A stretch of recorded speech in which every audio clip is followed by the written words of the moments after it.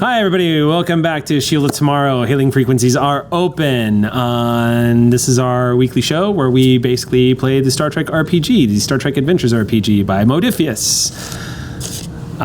Real quick at the top here, I just wanted to give a quick shout out and thanks to Anovos.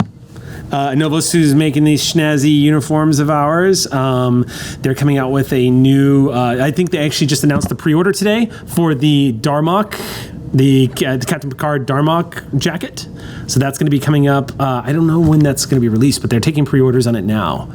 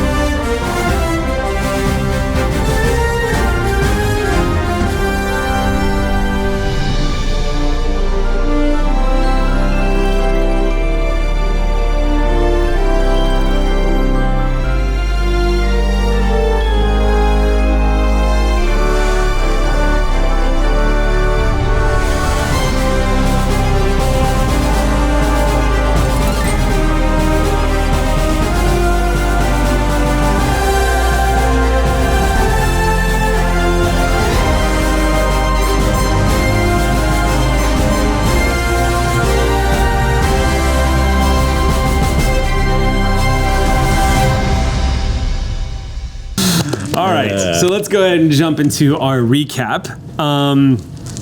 Last episode was fun. And we made friends with some of the more unsavory parts of the Star Trek universe. Stupid, sexy Zazzert. There's been a lot of clamor for a spin-off of Stupid, Sexy Zazzert and his crew. Calm down, Internet. Calm down, Internet? Calm down. See, it's funny, because your character had no chill about him whatsoever. Yeah. So in the big takeaway from last episode, of course, when you were able to help this wandering vagabond Orion, not raider, he's an information broker apparently, or claims to be. When you were able to tell the truth about so much. Yeah, it's kind of hard to tell when Zazzert's lying and when he's not lying. You can tell when he's lying like really easily. When he lips talks, are moving. yeah. So what you discovered was, of course, the big takeaway was that you discovered that supposedly, in the beginning of the episode, Zazzeret, you caught wind that your former crewmate, who you saw executed in front of your very eyes, Zadis, the former chief engineer, the first chief engineer of the USS Sally Ride, is in fact alive and has been press-ganged into service by the Orion crime syndicate under the Captain Malgog, who killed him. He's now calling himself Commodore Malgog. You weren't sure whether to believe it or not, but it was kind of unusual that Zazzert would even know about Zadis, and sure enough, proof was turned over in the form of a data sphere, a little data cylinder, not sphere, because that'd be weird, but a cylinder that revealed Zadis. It was actually an image that you could verify that it is in fact Zadis. So for the past... From like 6 months ago? Yeah, for the past year, Zadis has been in the service of Commodore Malgog. Now, he looked healthy. He did look like he had some scarring on his face, but he looked otherwise from the blurry image that you were able to sort of to sharpen the image, but you're still not able to see his exact state, but he is, Alive? He's alive, doing his thing. According to Zazzert, Zazzert basically hinted that with that kind of skill set, you don't just kill somebody, you bring them on board, which is true of the old ways of the sea, as it was on Earth.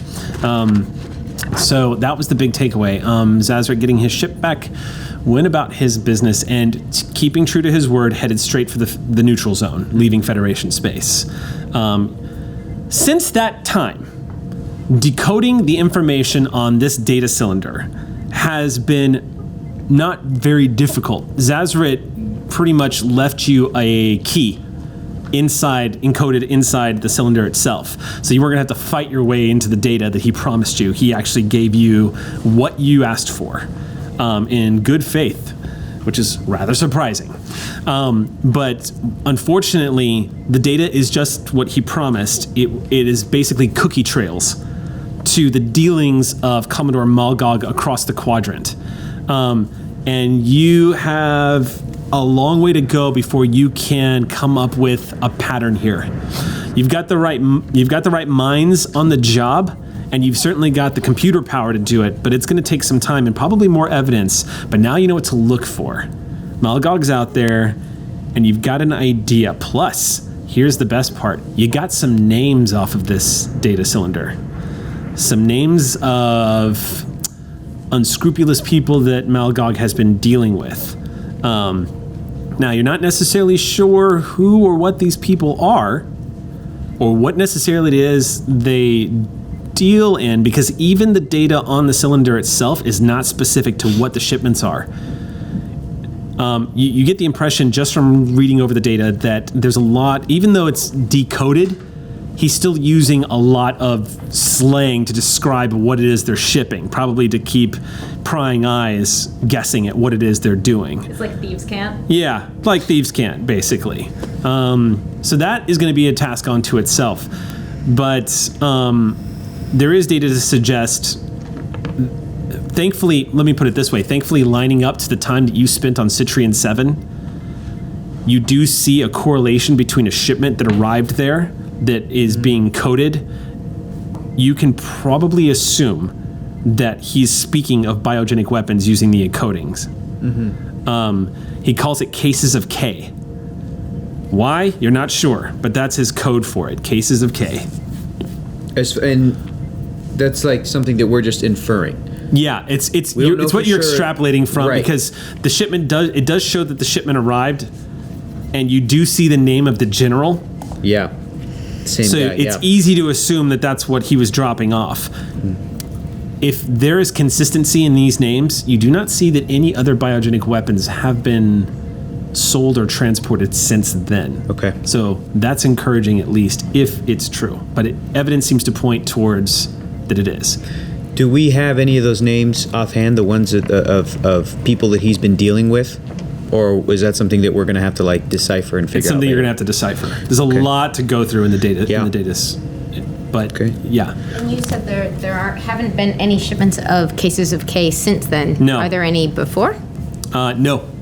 Well, at least not on this. Not on the cylinder. The cylinder starts around the time of the business transaction at Citrian 7 and goes from there. Got it. It looks like, judging from the data that was grabbed, either he's had huge chunks of space in between his shipments that he wasn't doing anything but twiddling his thumbs, or it's far more likely that Zazaret or whoever grabbed this data was just grabbing data as they went. Right.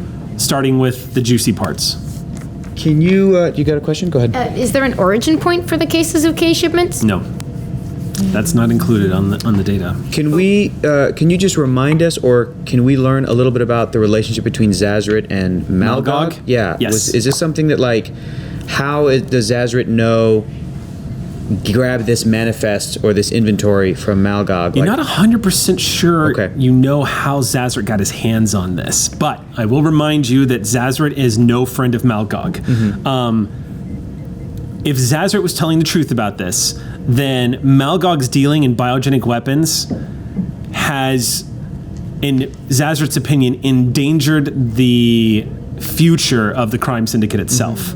He's kind of stepped over the line. So Zazaret may have went and obtained this information on his own. It's possible. Sort of It's possible he had somebody on the inside, but you do know that Zadis is somewhere in Zazaret, in Malgog's fleet, and Zazaret and Zadis have had contact with each other. That's true. So that much you do know. So at some point, Zazaret was associating with, close to, or on board one of Malgog's ship's crew. Yeah. Okay. At some point, he had contact with him, but there's very little left in your mind to suggest that Zazaret clearly hates Malgog. Does not like him at all. What's that? What's the name of the episode? Tonight's episode is called The Orphan. I wanted to make sure my notes were cohesive. Tonight's episode is called What did Starfleet make of the data cylinder? Starfleet has prioritized the data that you've given them. even with everything that's going on right now, you get the impression that Starfleet placed a pretty high priority on this. Obviously, when you drop the words biogenic weapons, that turned a lot of heads, and command. Glad to hear. Let me rephrase. What does Starfleet want the USS Sally Ride to do, if anything? And what has Captain Martinez been told about? So what you would have been told at this point is that the data that you've given them, they're going to decipher it as well. Okay. But they don't want to make any immediate moves because all evidence suggests that no one knows the Federation has this information right now, and they don't want to tip anyone off. So right now, they're basically going to decode this, and what you've been told by the Admiral is that right now, the Federation is going to lurk in the bushes. And, but I will say this, Admiral Nash has told you, especially with the sensor suite aboard the Sally Ride, that if there is any movement, he has personally moved the Sally Ride into the first responder, so to speak. I'm so sorry, I blanked out for a second. Who told me that information? Nash, Admiral Nash, Admiral Norval Nash. Admiral His name is Nash. Norval Nash. Y'all Yeah. suck. Yeah. Y'all are the worst. Did you see that a pencil company was talking to us about shipping it? I was like, do they know what Sam does? Do you really want to send us your pencils? Because all we're asking for is you to help us build a pencil graveyard. It's not.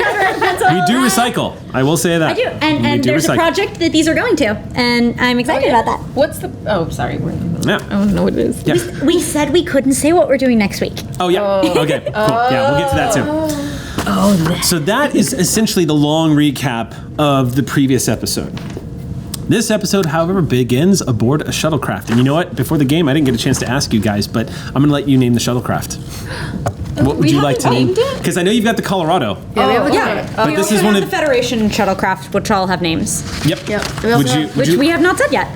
Would you like to tell me what this one is going to be named? The just pick Zazaret's shuttle. No. This is a Federation. Federation. Federation shuttle, the dumpier. Nope. None of the dump shuttles. Dump and dumpier. Nope. This is a Federation shuttlecraft, so long range. So what do you got?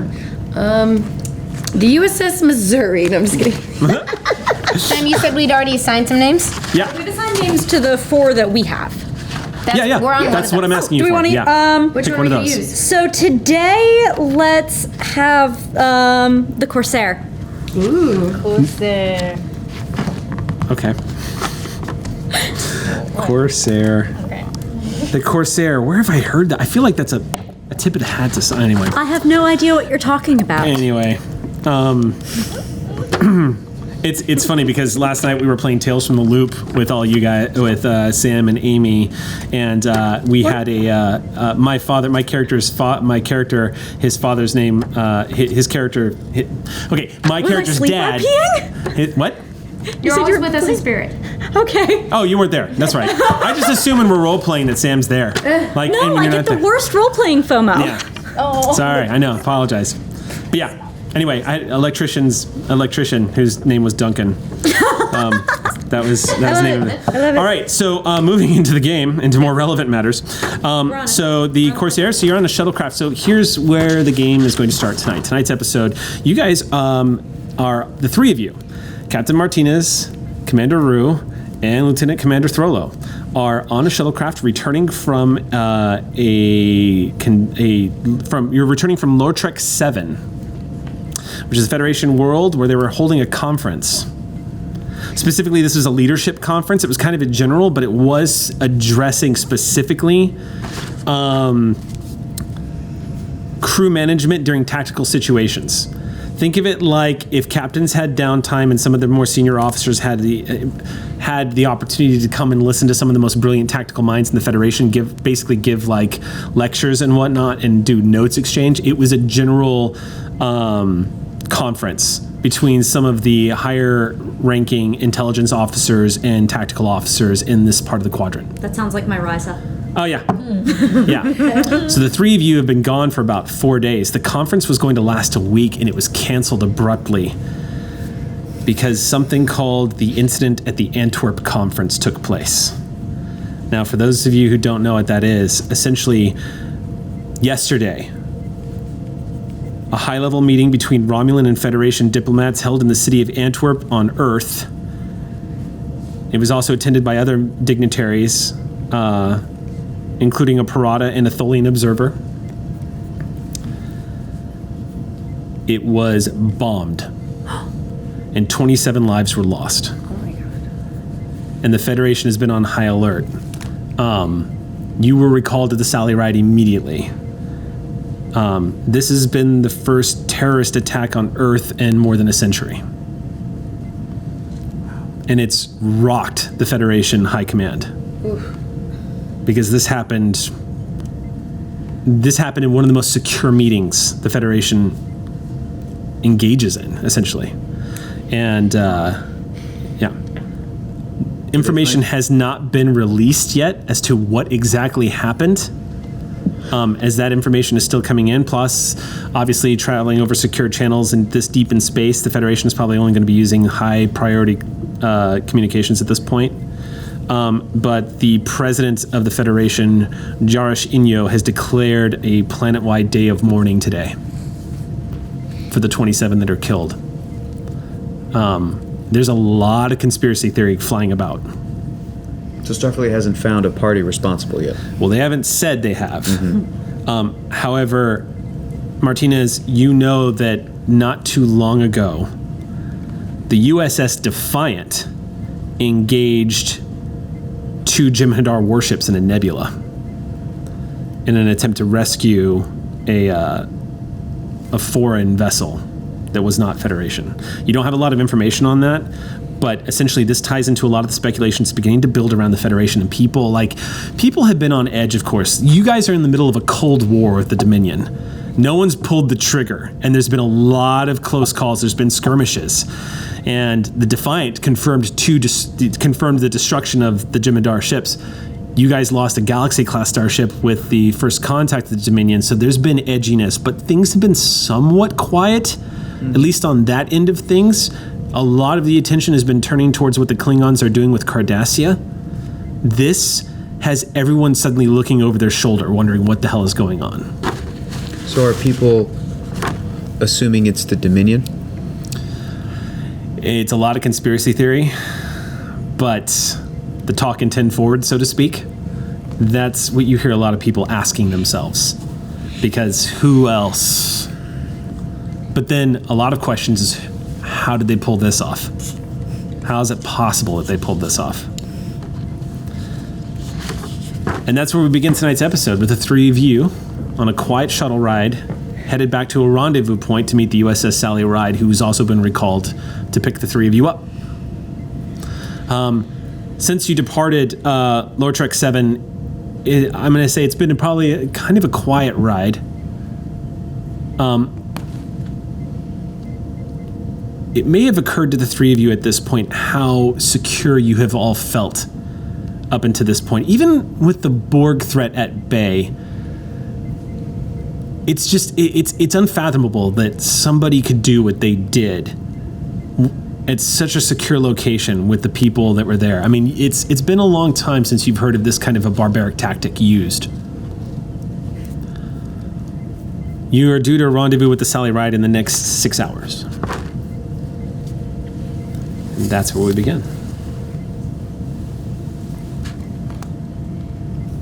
What's the layout of the shuttlecraft?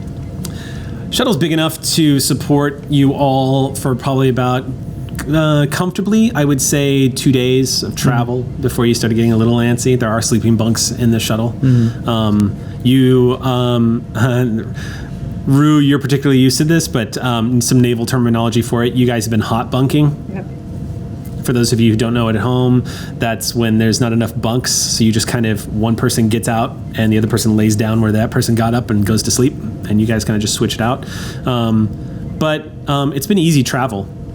How long have we been in the shuttlecraft? I'd say about 16 hours. 16 hours. Okay. Yeah. Okay.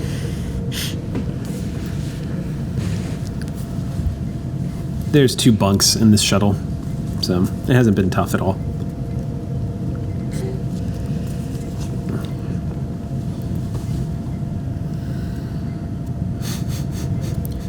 Commander, you all right? I'm fine, sir. I'm Trying to work out anti-infiltration tactics. Don't really know what else to do right now. There's not much to be done. Yeah, that seems like a good use of our time left. We've got about, what, 6 hours left, something like that? Mm-hmm. Yeah. That's good. How are you, sir? Also fine. Would you tell me if you weren't? Yeah, I would. Yeah. I'll tell both of you, but, I know how I would feel if it were Andoria. yeah. Maybe I haven't let it, quite sink in yet, you know? It's difficult. You're raised on a planet that, as far as you know, is safe. Your home is safe. Your home is one of the birthplaces of the Federation itself, and you're familiar with your home's history. Very familiar with your home's history. And I guess it just doesn't seem real, you know? Somebody could do something like that, even though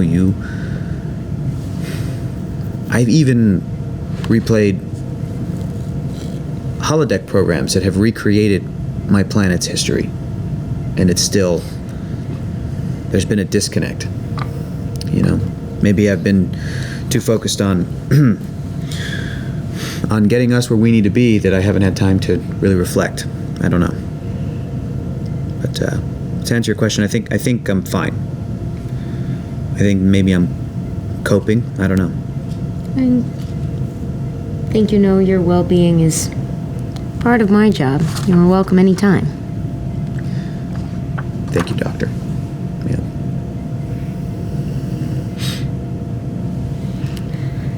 How are I you? liked the speakers on that last day. Yeah, they were great.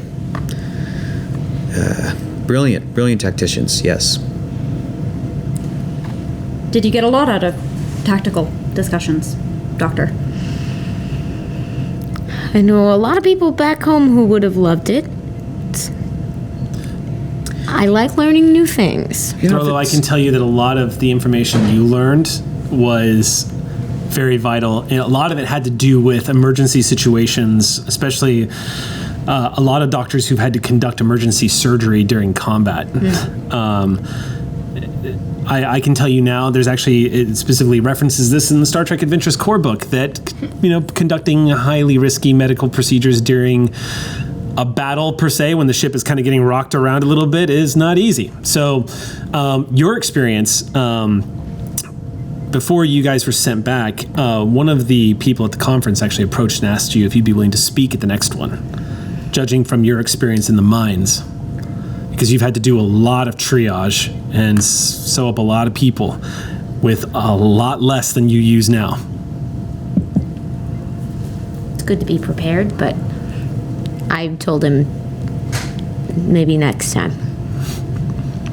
You know, if I could pay you to a compliment right now, I'd like to. It was a fascinating conference, and I obviously learned a lot, and I couldn't help but think to myself that if I had any other commander and doctor with me, that they might have learned even more and have benefited even more. That is to say, I feel like you two are at the top of your fields, respectively. So, and also, if it's too uncomfortable to do small talk, we don't have to do that. We don't have to do that. I consider both of you friends, and friends, I've been told, can also sit in silence. And I've quite been enjoying the silence with you two as well, if it's any consolation. So I'm in good company, and thank you for continuing to perform admirably. And don't feel pressured to continue to ramble if it's uncomfortable. I'm going to take some of my own advice now. We have another 6 hours if you want to grab some shut-eye, sir. I'm happy to take the con. I think I'll do that, Commander. Thank you. Aye, sir. I was hoping one of you might have some new music. I suppose I have some contemporary classical from Shaltul 3, if you're interested. Fantastic. Can you make that loud enough so that I can hear some of that in the bunk? Aye, sir. Great. It seems calming. Martinez, as you make your way to the back of the shuttlecraft, you're looking down at this bunk again. It kind of takes you back to your academy days and having a room with people. You take a seat into that bunk and just lay it back, and it's comfortable enough. And the music begins to play. It takes a few moments, but Rue, you knew this was inevitable. But now you're sitting alone next to Dr. Throlo at the front of the shuttle. Yep. And the music begins to play, and you can feel her eyes on you. Yep.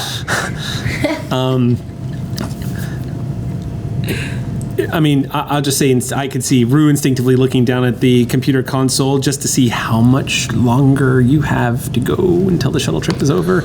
And you're seeing an estimated time of 5 hours, 58 minutes Earth time.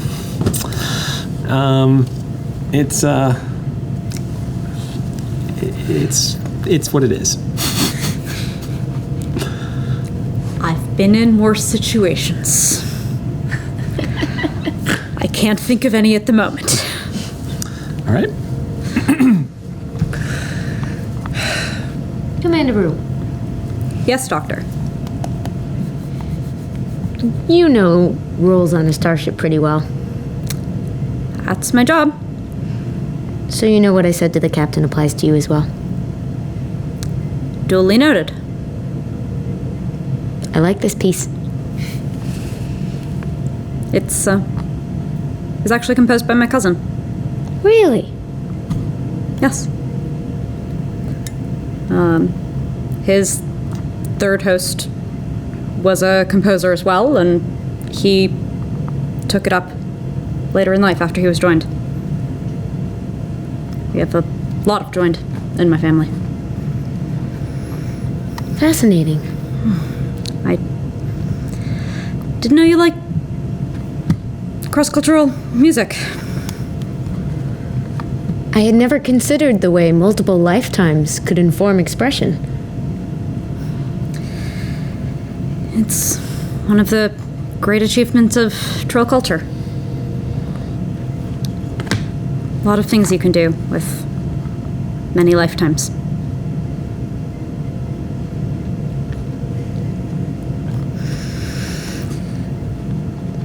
What music from Andoria do you care for?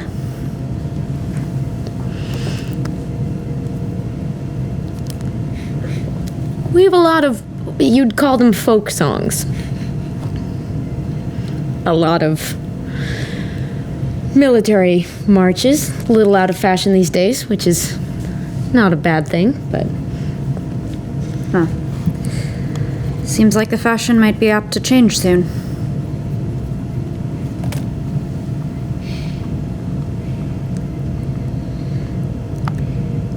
After this week, we see what's on the horizon.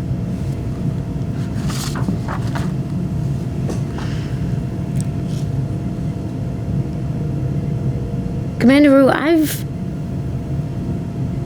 been in difficult situations, but you've seen some things I haven't. Should hope so. Things I've seen, no place for a doctor. No such thing as no place for a doctor. Where you want life to go on. All the more so we keep the doctors safe and away from whatever I deal with. Keep the doctors away, then I'm doing my job. If I do it right, we have no need of you. All the same, the door's always open. Rue, there is a merciful beep coming from the from the sensor readout on the shuttlecraft.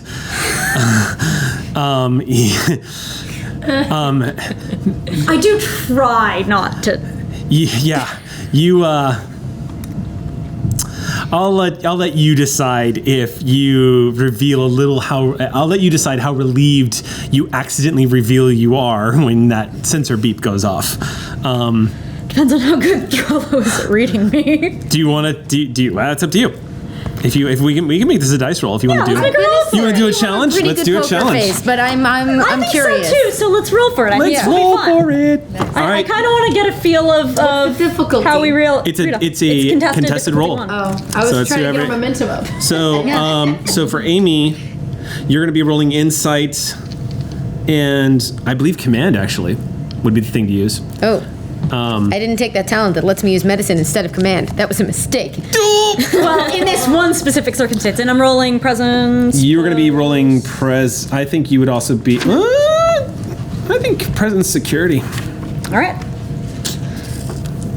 Is anyone good at hiding how they're feeling? It's Commander Rue. We'll see. We'll see. All right, so roll off and tell me what y'all's get. Oh. Wait, was it only? It's 2 days, right? Like normal. Yeah, it's two, yeah, like normal. Make sure. Yep, straight up challenge. Got a success and a complication. 2.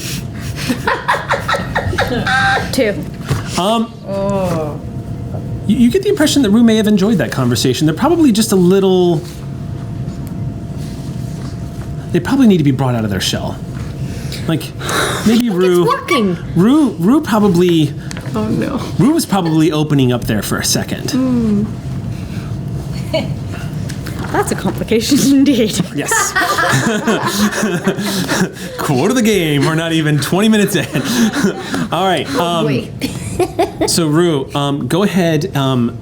As you're trying to mask your feelings, go ahead and for me, I need you to make a. This would be a reason science check, and the Now I'm out of my wheelhouse. the shuttle is going to assist. I'm going to roll for it here.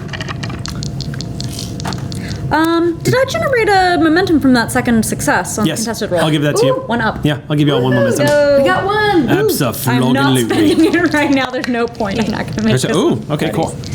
Very good. To much get. Well, Difficulty is 1. that was 2. Okay. Get So another momentum. Get another momentum. I succeeded a reason science roll, you guys. Holy hell, it's happened. Aw. Rue, you glance as you're glancing down at the computer for a moment. You have to sort of double check what you're seeing, but it looks like the computer might be lying to you. Like there's some kind of malfunction, but it's telling you something that can't be possible. The computer is sending out a warning that your orbit is decaying. Doctor, come take a look at the gravitic sensors for me, please. Certainly. Throlo, as you lean over and take a glance, the sensors are indeed describing a decaying orbit, and it's actually getting close to setting off an alarm. Orbit of what? Outside the window, you just see open space. As you look back down, and you hear Rue say those words, both of you feel a slight chill creep into your body, because as you're looking at this control console, a shadow just begins to pass over the entire inside of the cabin, like all the lights being blocked out. And at about that point, you hear a proximity alarm going off in the ship. Captain?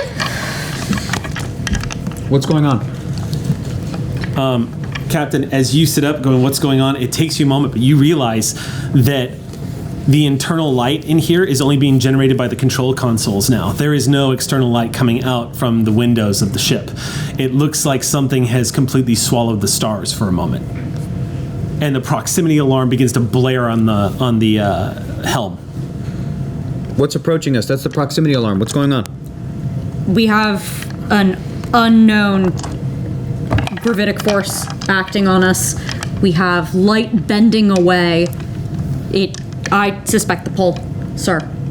The pull? Well, we haven't seen it this strong and localized. It moved an 18 solar mass star.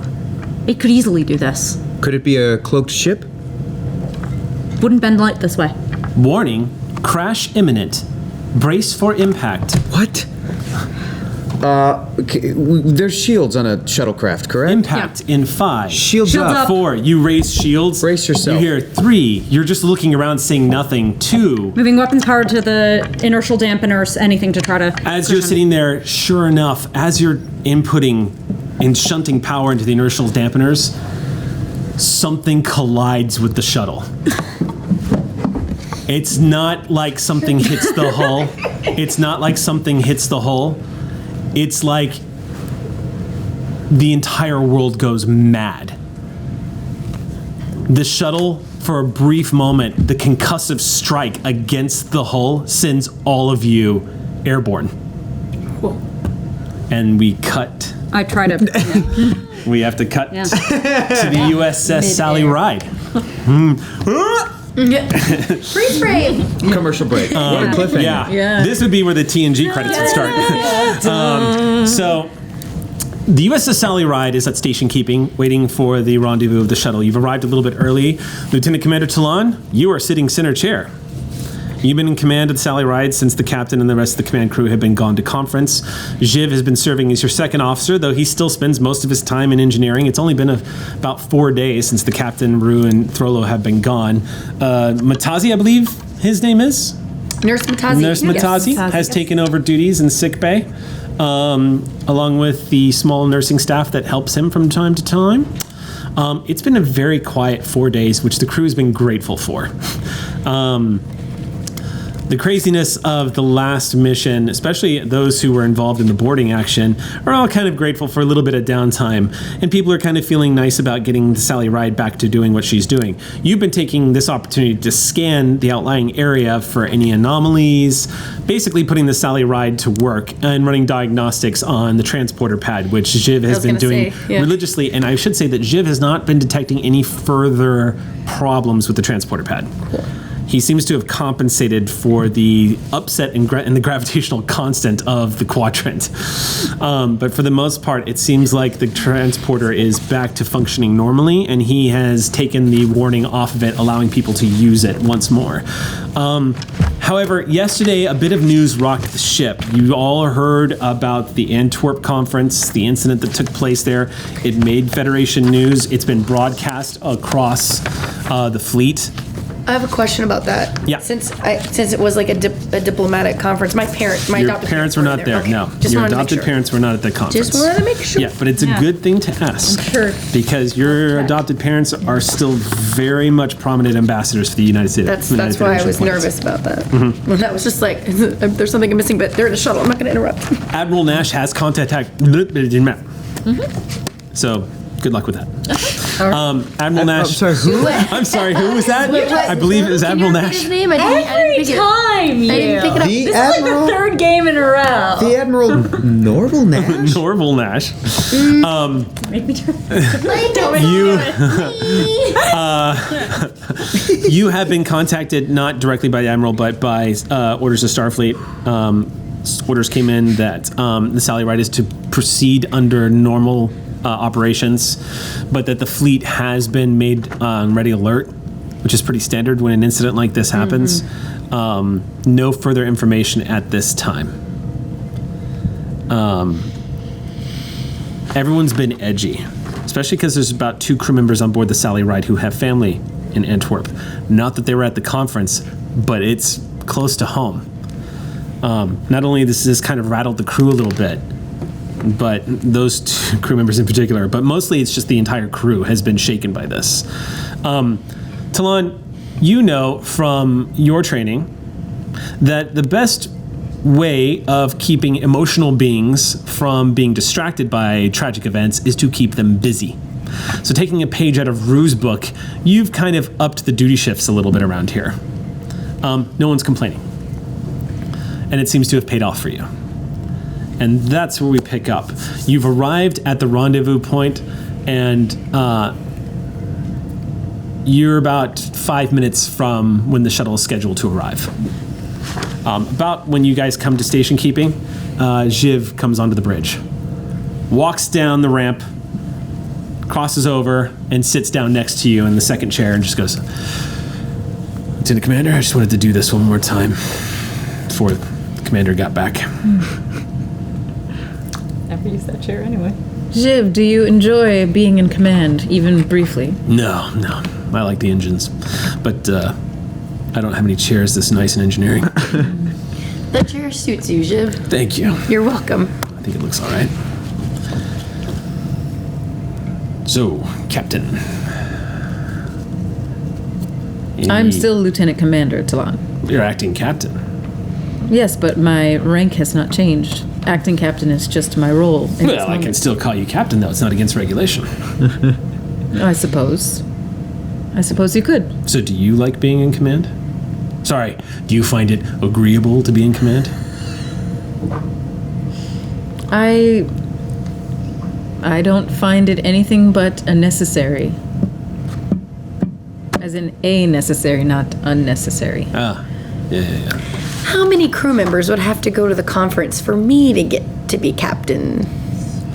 Ooh. All of them. Never mind. I think you would. Captain Sage. That's not true. I mean, It has a nice ring to it. I am senior officer. But it'd be a while. it'd be down the yeah. a little down the totem pole. Perhaps you would be better served by following a command track and having a higher rank. That's all right. I don't really want to captain a starship anyway. I just thought it was fun to say, Captain Sage. Well, the ensign's got engineering in her blood. Thanks. If you go anywhere outside the helm, I think you should go down to the engines. Well, engineering is a passion of mine, but It shows. when I heard that they needed someone to fly the Sally Ride, of course I had to jump on that. Literally. You know, I helped design chair. the warp drive for this class vessel. It's very impressive. Yeah, it is. Especially when we got to do a little maximum warp the other day. That was thrilling. It was pretty good. Mm-hmm. Haven't done maximum warp in an Intrepid class since we were doing test runs on her. Maybe the captain let us run a few more tests. You know, and maybe you two can confirm this. He kind of leans forward and looks around and says, I heard a rumor. Did Captain Martinez take the Sally Ride out of space dock without authorization and run her around Pluto? I heard that possibly happened. Define without authorization. Was not given permission by anyone in command to remove a Federation starship from dry dock. This is the first I'm hearing of it. Uh-huh. He kind of, as the Vulcan tries to stage a lie, he just kind of cocks his head and looks at you. You... I wonder if you know the answer to that question already. Jiv just goes, well, I do now. He says, I mean, I knew I liked the captain. I just didn't know I needed another reason, that's all. But I now still don't know what you're talking about. No, I'm just, we're just talking. We're just senior officers talking while the cat's away, as the humans say. While the cat is away? Yeah, while the cat's away, the raccoons will play. It's an old human saying. Technically, the cat's in sick bay. That's not me saying that. That's me saying that as me. I was gonna say, as Sage unleashes racial slurs against. But it's because he's a cat. Sorry, no, that was me saying it, not Lark Sage. But it was fun. Good distinction to make. Right now, since my first I was gonna say, officer is I'm- also a Cation. Can we get a beeping? I hear something beeping. I'm picturing Rue's reaction just. I didn't say that. Continue. The eyebrows are probably actually that was not said on the bridge. That's an old Earth phrase. It's an I older think. phrase. While the cat is away, the raccoons will play? Yeah. I actually have never heard the second half of that. I know the curiosity. animal. Curiosity killed the cat, which is kind of morbid, but satisfaction brought it back. Is that how Well, the it's a saying good goes? thing a cat can't be a Federation officer. I'm gonna stop there. Was Jiv saying that, or? Jiv started saying it and cuts himself off it, and he's just like, We're horrible. I'm gonna go That's back like to one of my engineering. favorite species too. Jiv I have a Cation friend. So it's okay. It's okay, guys. I have a Cation friend. It's okay, I have Next week One on of my Ask Your Cation Geek Friend here on Geek and Best Sundry. friend is Acacia. Oh No, seriously though, Cations are they're my favorite species. Cations are awesome, and in Star Trek Online, they look rad. I know. They get their due in Star Trek Online. Exoticizing Cations, Bonnie. Jeez. What? I didn't start this with the kitty phrases. We are such a disgrace. Oh my god. I'm taking off this uniform. I need a cream soda. Yeah. I should just keep the Strong Jaw Ale shirt on and be like, what? Like, None there's of a this cat was on said. board. None of this was said. Let's rewind. All right, so we're gonna rewind and get back into the game. I don't know what you're talking about.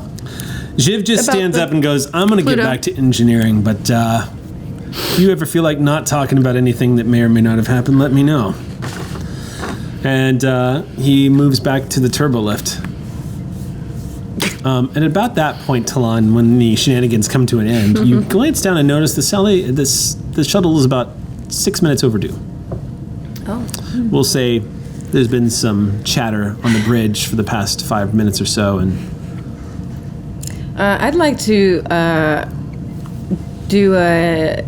Not sure when I'm in the captain's chair who does this, but I'd like to do a sensor scan to see if we're picking them up as approaching, or Sure. if we can find them, if we see them. I mean, you do have if you want to do it yourself, you certainly can. Sure.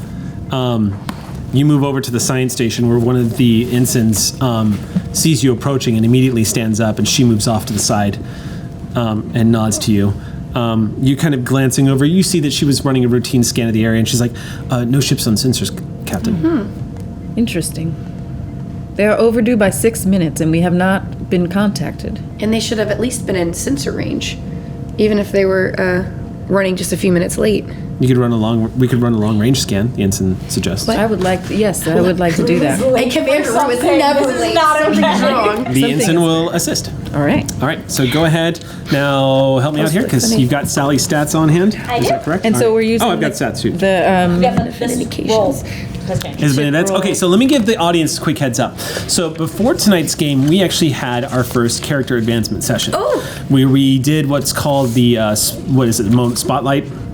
Basically, where you guys are. What's the full name of it again? Spotlight milestone. Spotlight milestone. So what happens in regular milestone. Star Trek Adventures is there's three ways to gain levels in Star Trek Adventures. There's a milestone, there's the spotlight milestone, and then there's the arc milestone. Each displaying a certain level of magnitude in which your character has grown. One of the unique things about the milestone system is it allows you to kind of customize your character as you go. A lot of other RPGs, once your stats are locked in, they're locked in, that's who you are until you level up. In Star Trek Adventures, it's really interesting because if you've noticed that you created your character a certain way, but you've noticed that you've been playing them a different way by the time you've started them, milestones let you kind of switch out traits and switch out disciplines and change your focuses. It basically lets your character evolve as you play without necessarily making them advance. They just become a little more streamlined to how you want to play them.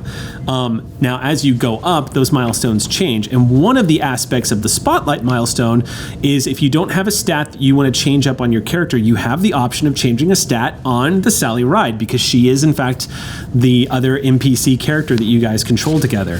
And you decided to do what with the Sally stats? This is good for Shield of Tomorrow stats, because they're going to be listening to this one pretty hard. We reduced communications systems from 10 to 9 and bumped sensors from 10 to 11. Which I would completely concur with. And now I believe 11 is the maximum. Is that correct? 11 or 12 is the maximum.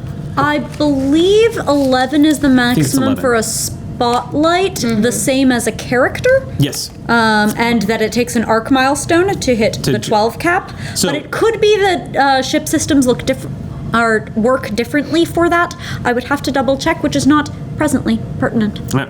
So basically, the way it works is during milestones and spotlight milestones is if you want to increase a discipline or an attribute, depending on which one, you decrease another one. So this is, again, another way that you kind of evolve your character as you go. Now, when you get to an arc milestone, which is like a big character arc milestone, for example, one of my favorite episodes of TNG, Brothers, which is in my opinion, one of Patrick Stewart's finest hours as an actor on television, where he played Picard after the Borg incident and going back and visiting the Picard Chateau and in France. Oh, you mean Family? Oh, is that what it's? Oh, Brothers is Lore and Data. So Family is, yes, because this is the episode also where Worf reconnects with his adopted parents. In that completion of that episode would have totally been an arc milestone for Picard, in which case he wouldn't have to reduce anything. He just gets to advance skills. So the arc milestone is the big one. And in closing, milestones are usually chosen, spotlight milestones are usually chosen every 3 games, and the players get to pick which one of you gets the spotlight milestone. Based on how you guys feel the others role played, it's sort of like you guys rewarding each other for a great game. So to encourage that cool camaraderie, and I dig systems like this that really lets you guys kind of pass it off and like help each other out. So that's the overview. Now we can get to what we are rolling. So you are going to go ahead and make this roll. The difficulty, Talon, is going to be 3. Ooh. I also am 3. Oh, down 1. That's right. Thank you for reminding me. So 2. Difficulty is 2. And I'm being better about monitoring my talents. Okay. 'Cause I've been bad. Yep. I have technical expertise, so I can re-roll, if I want to, I can re-roll one of my d20s or the ship's. Awesome. Yeah. Awesome too. Okay, yeah. Yes, I'm getting better. Ensign is also. I'm going to roll for the ensign because she is going to assist. And what's the ensign's name? What's that? Yes. What's the ensign's name? The science officer Is it a ensign on the science bridge? officer? Ox Crew is going to tell us, aren't they? Yes, Ox Crew will give us. Okay. Ox Crew will give us the name of the ensign. No, that's the ensign's name. Ensign Ox Crew. Just kidding.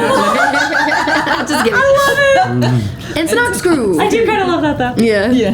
All right. Ready to roll? Yes. Yeah. All right. So. All right. I need to scroll Okay. first before I can. Tell me what you get. Ooh, 2 That's success. Beautiful success. 3 success. My first time on this die. All right. So It's really nice. We got 1 momentum. she rolled 1 success as well. Oh, we got 2 momentum. However, you lose 1 momentum because the scene's changed. Yeah. Oh, okay. So reduce that and So go we're ahead down and to reward 3. yourself. Yeah. All right. So you sit there and using the Sally Rides again, exquisite sensor suite. You're able to do a long-range scan, peering off into the vastness of space, farther than most starships can in their time. And what you detect is the vastness of space. There's no sign of any shuttlecraft. There's no sign of any ships in the vicinity. Not for at least 10 light years.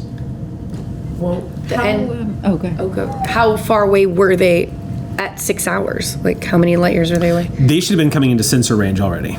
By 6 You hours. guys would have, yeah. By this, yeah. Yeah, by the time you guys arrived and went to stations keeping, you should have been notified that a ship was incoming. I'd like to send a subspace message to Yeah, Antwerp. I was about to say, if I could send out like since we know what shuttle they're in, if we could like specify a message to them, like a hailing Ensign, frequency. can you send a subspace message that would, I'm not sure how to do this, but I'd like one to the shuttle, but also to where they came from, which would be Antwerp. You could definitely open a subspace message to the Lord Trek 7. You could open. Right. You could contact Lord Trek not 7. Antwerp, sorry. Where the conference was, Yeah. right? Yes. So you could definitely open a communications channel to Lord Trek 7 and contact them. It'll take a few minutes because it is traveling through Right. subspace. But you can't really establish. You can send out a general call, but you can't. That's all you can do. You can't really call out to the shuttle. You can send out a general call. I'd like to do both. Okay. Ensign, Yes. did we make that happen? Yes, yes, Captain. Or, sorry, Commander. Lieutenant Commander, not Captain, acting Captain. Okay. Do I roll for this? No, this would Okay. not be a roll. I did it. A few minutes pass, Sage, and then you get notified You're welcome. that. Well done. A few minutes pass, Sage, and then you get notified that that Lord Trek 7 is replying. They're responding. Lieutenant Commander, Lord Trek 7 is responding. On screen. You see a Betazoid in a Starfleet uniform, the rank of captain, saying, USS Sally Ride, this is Lord Trek 7. I am Captain Avalon. What can I do for you? I'm Lieutenant Commander, Acting Captain Talon. We are awaiting a shuttlecraft that contains our captain, our first officer, and our chief medical officer. They were coming from the conference on your planet, but they have not arrived. We were expecting them 6 minutes ago. They are very prompt, and we cannot find them on any of our long-range scans as well. Well, they left here about 16 hours ago, Lieutenant Commander. We don't have anything but their flight plan, which we can transmit to you. However, I'm sure you have that information yourself. We do have that information. Did you receive any other messages from them? Any distress signals? Nothing. Lieutenant Commander, I'm going to go ahead and contact Starfleet Command. Given the current climate of things, I think it would be prudent to let them know that one of our captains might be missing. I agree. In the meantime, I would say the Sally Ride is probably better equipped to search for the missing captain than anybody.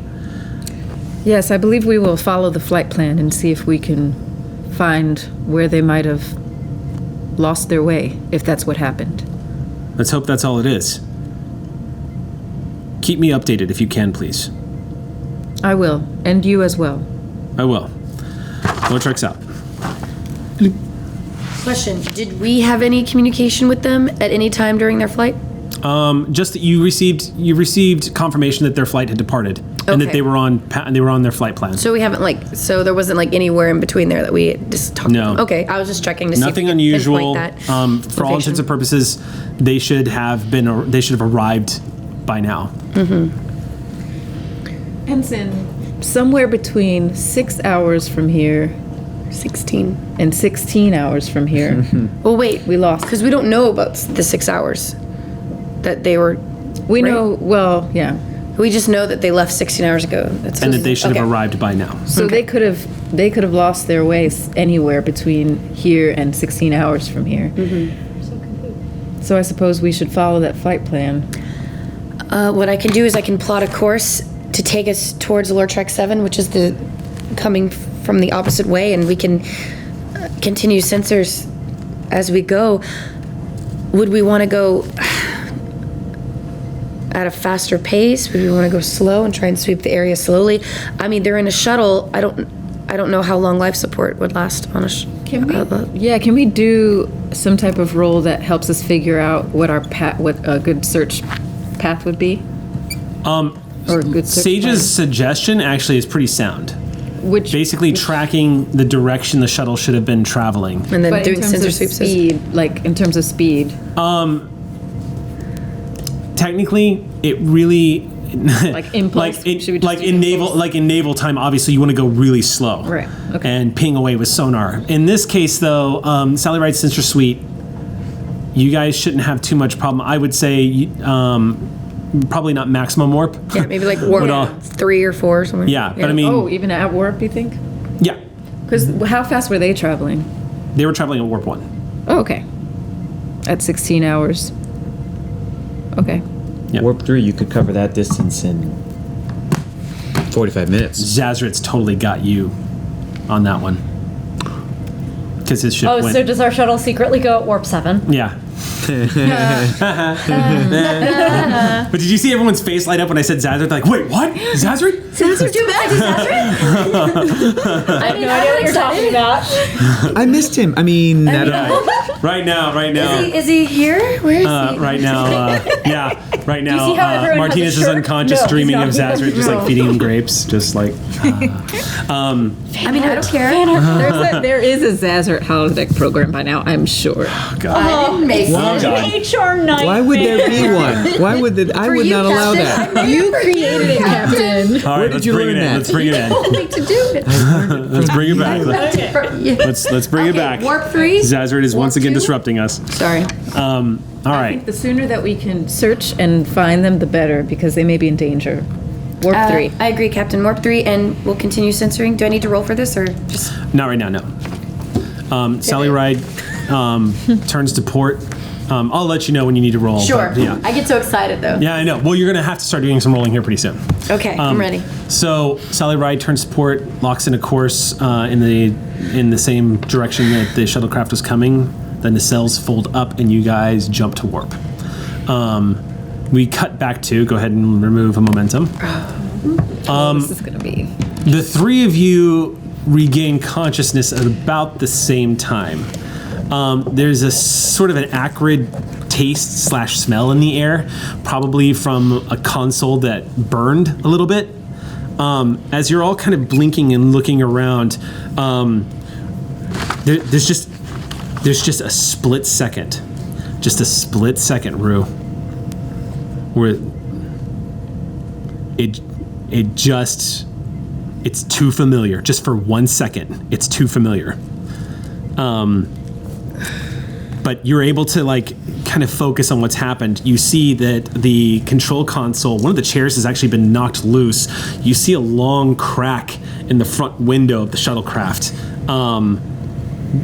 As everyone's kind of coming around, Throlo, you're aware of a deep throbbing pain in the back of your head. You probably took a pretty heavy hit when the shuttle collided with whatever it collided with. I tried to throw myself under the captain when we crashed. You guys, from the first glance at each other, everything looks okay. Emergency lights have activated, but the inside of the shuttlecraft is very dark at this point, and a lot of the light that's coming in through here is just the soft yellow light of the L cars from the displays. Outside, which is the first thing you notice, you do see a little bit of the star field, and half of it is blacked out by what looks like a horizon. You're not sure how far away the horizon is, but it looks like the horizon of a planet? It's possible. You are aware that all of you are sort of feeling like the shuttle is lopsided right now, and it's come to a complete stop. Am I seeing any red shifting near the horizon line? No. Interesting. Thank you. Let me ask a question, and feel free to not answer it. Okay. Is it right after our accident? Is it 6 hours later, meaning caught up to real time, or we don't know yet? You're not sure where you are. I will tell you this to avoid confusion, because I know it'll come up. You are not in the same time frame right now as the Sally Ride. Sally Ride is about another 4 hours or so away from noticing that you guys haven't arrived at your destination. They had to be. So we're going to be sort of time jumping as this happens. Right. Yeah. Well, we could have been unconscious for literally this entire time. Good. That was for the viewers at home. Now we're back in time, technically, or they're ahead in time. Yeah. Relatively. Okay. So are you okay? I think so. Are you two all right? I'm fine. Anything you need me to take a look at? Yes. Hold on. Ouch. Yeah. I'm Rue, hurt. you have taken 3 points of stress damage. Captain, you took 1. I don't know if I can go on. That's just Rue through their body on the captain. Thank you, Rue. You didn't have to do that. You Of course I did, sir. Are you okay? You look more banged up than me, and I'm over here aching like a baby. You're tough. You're tough as shit. Throlo, you've taken 4 points of stress damage. As you're sitting up, Throlo, and kind of blinking and refocusing, your medical instincts tell you've probably suffered a concussion, because it takes you a few seconds to sort of focus on the chair ahead. You see that whatever has happened, it looks like, just from glancing at it, it looks like the impact happened on your side of the ship. The chair you were sitting in has almost dislodged from its location at the helm. And the console where you were sitting at looks like it blew up. You're not sure how you managed to get away from the explosion of a blowing up console, because that's an instant injury, but somehow whatever happened when you guys impacted must have thrown you clear of the explosion as it was happening. Count yourself lucky. Can we see Throlo being? Throlo, as Throlo's sitting up and kind of focusing, you do notice a line of blue blood that's formed near the white hairline up to close to her antenna. And she doesn't look like she's even aware that there's a drop running down the side of her face. She looks like she's focusing as much as she can on the chair in front of her. But from what you know of Throlo, you can see that she is cognizant and taking stock of what's happened. She's trying to put it together. But it's easy to tell from the two of you that Throlo took the hit. Doctor, check in. You're a bit banged up. Let me take a look at that. Doctor, you're bleeding.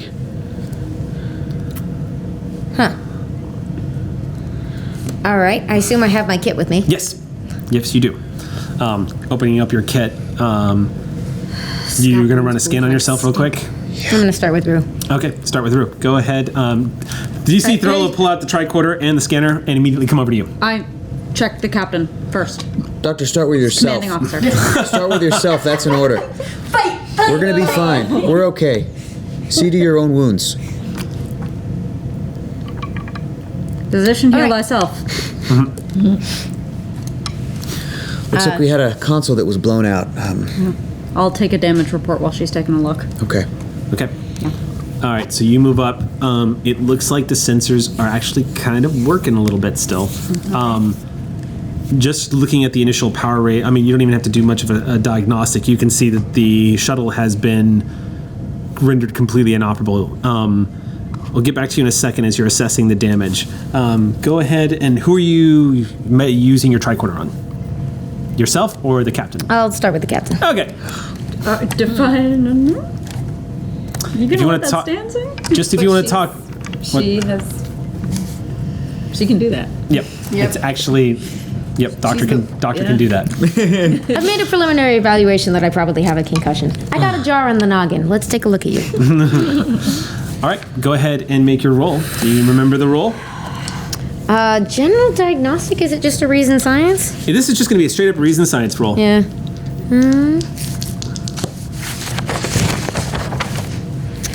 It's not reason medicine. What's that? It's not medicine? Because this is Oh, I'm sorry. It is Pretend medicine. I said yes. medicine. reason medicine. Which is apparently Everybody what heard you medicine heard. just now. She has the concussions. Yeah. Yeah. Do you want to take The a GM, momentum however, for your has no cautious? excuse. That's true. Do you want to take a momentum for your cautious? I would like that very much. All right. What's the difficulty? Difficulty here is 1. Cool. I'm like, Doctor, are you sure you're okay? Maybe you should.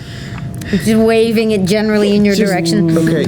I'm like holding her wrist towards me, like I'm right here. I'm right here. 3 successes. 3 successes. That's 2 back up. Okay. Captain has a bruised rib.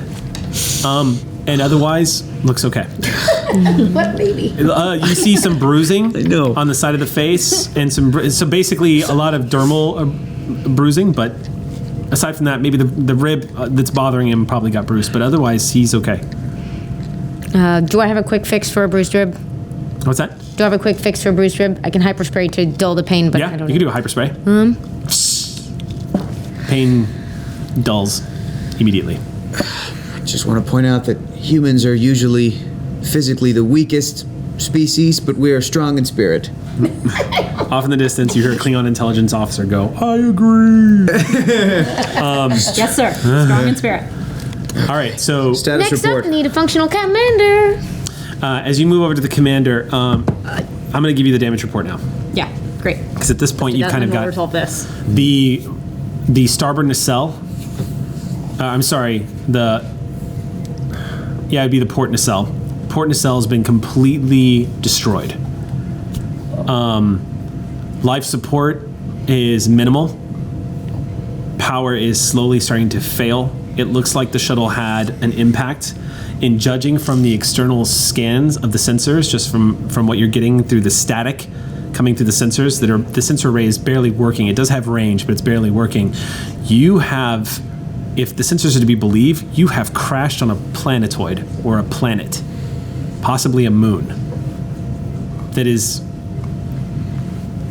in contradiction to any star chart. Anything else in close range that we're picking up? Like anything that a planetoid might orbit around any nearby star, any other nearby celestial object? Make a roll. Absolutely. This is going Gonna to be real bad, y'all. Reason science. It's gonna be real bad. Difficulties 2.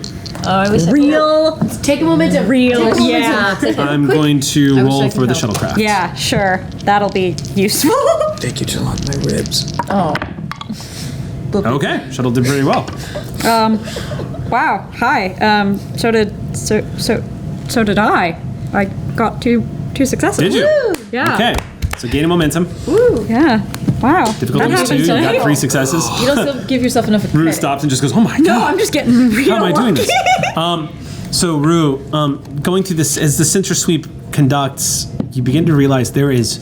Not only is there nothing on star charts, there's nothing in the area to indicate that there is a solar system or a star or anything to be orbited. As the data begins to come through, with 3 successes, if you want to spend a momentum to gain more information, let me know. But that's what you are. The sensors basically answer your question. There's nothing around here that orbits anything. Okay. I don't have questions offhand. There are other Okay. good uses of that. Commander, status report. Where the hell are we? port nacelle's down, life support's nominal, power's failing, and we are, according to our sensors... Oh, I should also tell you, because your sensors would have told you this, there is no atmosphere outside this vessel. Crashed on a planetoid not large enough to sustain atmosphere. There's no nearby celestial object that it could have orbited around or come from. For all intents and purposes, sensors are telling you that you have crash landed on a Class D planet. We're, according to sensors, which with these power fluctuations could well be out of whack, It's true. on a Class D in the middle of nowhere, which is astronomically implausible. I do see some pretty convincing evidence there's a planet out there. There is actually, now with this information, you're kind of able to put into context what you're seeing outside the, again, cracked window of the shuttlecraft. You think, you're pretty sure that against the contrasting of the starlight, you see what looks like possibly soil or dirt that's been kicked up onto the window of the shuttle. Are we like nose? Like Seems have we like you guys nosedived might into be some- slightly buried into the surface. Okay. Like it was a heavy impact. No further evidence of gravitic anomalies. I haven't seen any redshifting to suggest large gravitational forces that would bend light. Okay. You said there's no atmosphere outside, right?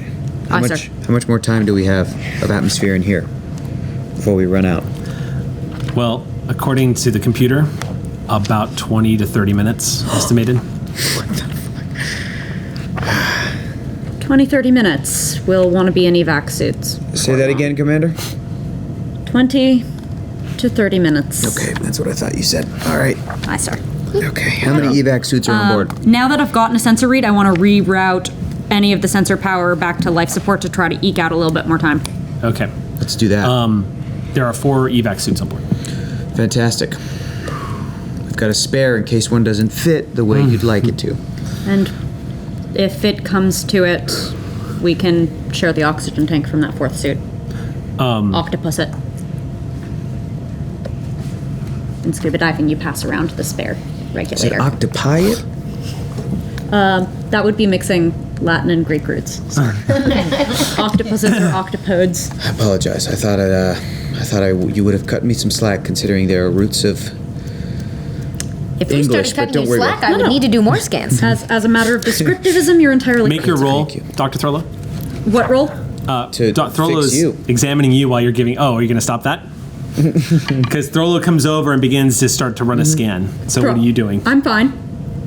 Isn't that my job to determine?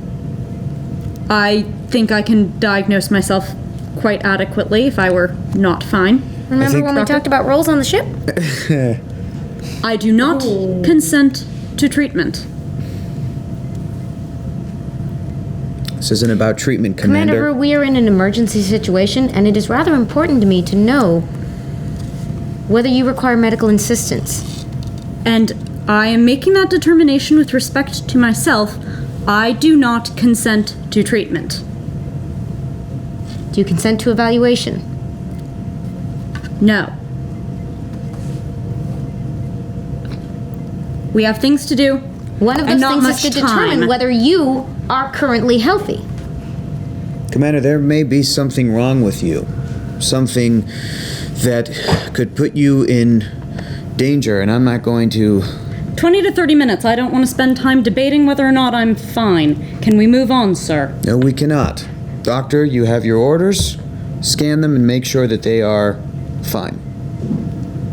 Do you consent to evaluation? I do not consent.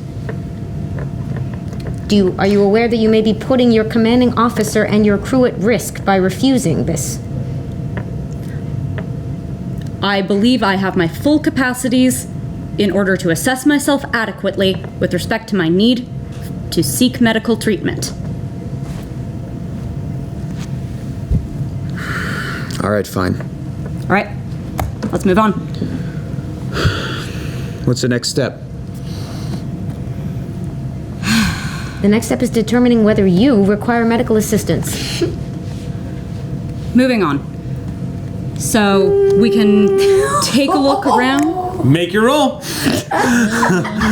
Contested, yeah? And Rue, tell me what you're doing. So, grapple check is daring security, yes? Grapple, you're gonna. We are going to have this is the perfect moment because we're at 10:57 right now. So this is the perfect moment to go to our break. Commercial break. This is the perfect moment to go to our break. This is intense. As the doctor reaches out with the tricorder, Rue moves. I don't ever want to meet the person who just watched that and was like, I don't care to see what happens. I don't want to know that person. I don't want to know that person. No offense to the Ox crew, who are probably up super late because people across the seas are like, I gotta go to bed. So stay tuned. We're going to be back in about 10 minutes, and we will see what the heck happens. So stay tuned. We'll see you guys after the break. All right. Sorry. Welcome back to Shield of Tomorrow, everybody. We're back from the break. We left off at a pretty contentious moment, so we're going to go ahead and start jumping into the resolve of this, because I have a feeling that a lot of y'all stuck around instead of going straight to bed because you wanted to find out what the hell was about to just happen. We're right there with you. So let's go ahead and jump into this. Where we last left off, the doctor decided to fulfill her role as ship's medic and scan Janelle Rue, even though Rue said, please do not. The scan started taking place, and Rue, you wanted to initiate combat. You're going to try to grapple the doctor. All right, so I'm going to need a contested roll. This is going to be, unless, Doctor, you don't want to contest it, but that's... What happens if I don't contest it? Then they are going to grapple you. Basically snatching your arm before you can finish the scan. Unless you wanted to do something other than that. Are you just going to grab her hand? Is that what the grapple is? Yeah, okay. yeah. I'm just grabbing her hand. Okay. So you can make this a contested roll and fight them on it, or you can just let it happen. It's up to you. Grab my hand to arrest the motion of the tricorder. The scan. Yeah, your little thingy. Beep beep bloop bloop pew pew. Very purposefully not attempting to hurt. I would never do that to a fella. Okay. Sure. I'm not attempting to overpower you, so that probably would count as... Are you resisting? They are going to try to your wrist get grabbed.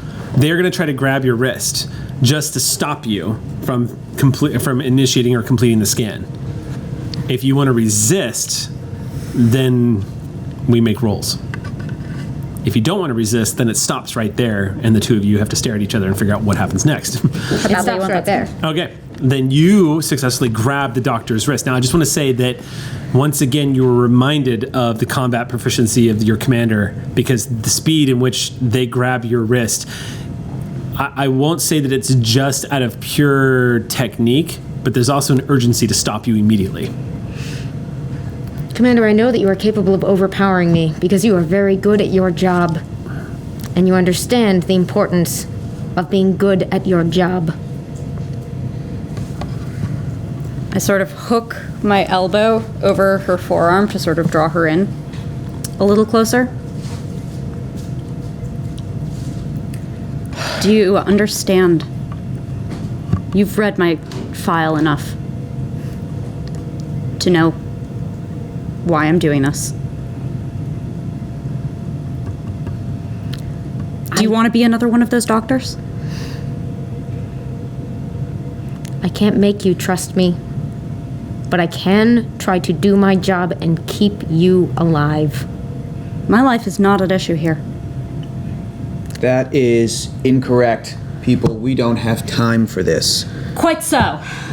Sir, we gotta get out of this ship, get in the evac suit, see if we We've can got find a 20 beacon. minutes. See if we can find something. Commander, and you are going to be scanned because you may be posing a threat to the other two officers here in this ship. And if you claim that your life doesn't matter, which I heavily disagree with, Commander. I say my life is not imperiled. Your life is maybe not imperiled that you know of.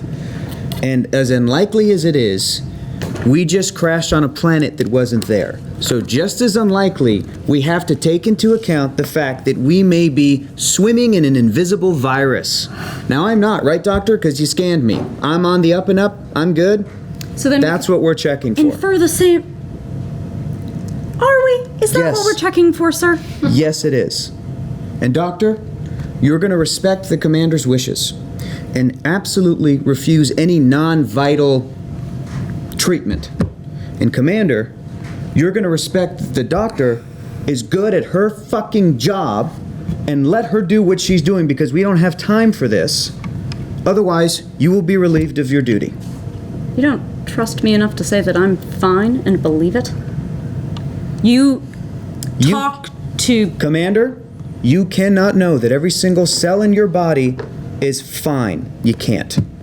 And if Sir, you put us in danger, I'm gonna be real pissed if I die. Really, really mad. It's a simple scan. It's gonna happen, or you will be relieved of duty. And like I said, Dr. Throlo Shishiros is going to, of course, respect their wishes and refuse any non-vital treatment, which, with my own eyeballs, I can tell you don't need. You don't need, Jinil-Ru. Obviously, you don't, okay? But we're your friends, and you don't want us to die, and we don't want you to die. So let her do the scan, or you will be relieved of duty. And then it's going to be really, really difficult for you to help save our lives if you can't do your duty. We've got 17 minutes now, so that's it. No friends of mine. Not a high priority put on consent with you, is there, Captain? Commander, please let me do my job.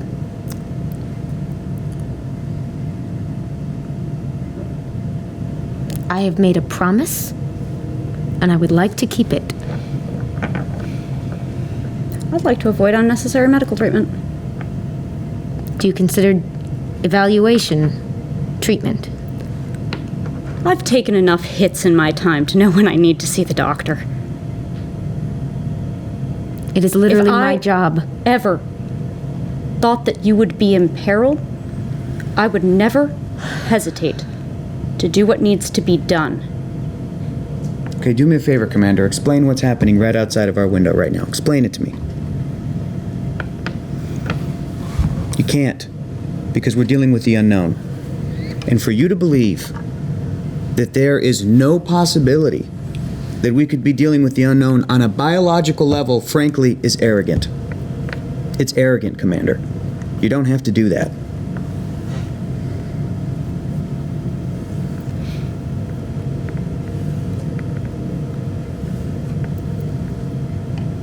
You can frame it however you like, sir. And you're doing the same. You're doing the same. Damn right. So you're going to refuse this. I'm gonna do my job. And right now that involves figuring out whatever's going on. You waive whatever. I will not be relieved of my duty. Thank you. Doctor, proceed. All right. What's the next step? Make your roll. Other than us getting into these damn suits. Is it difficulty? So, you gonna burn a piece of momentum.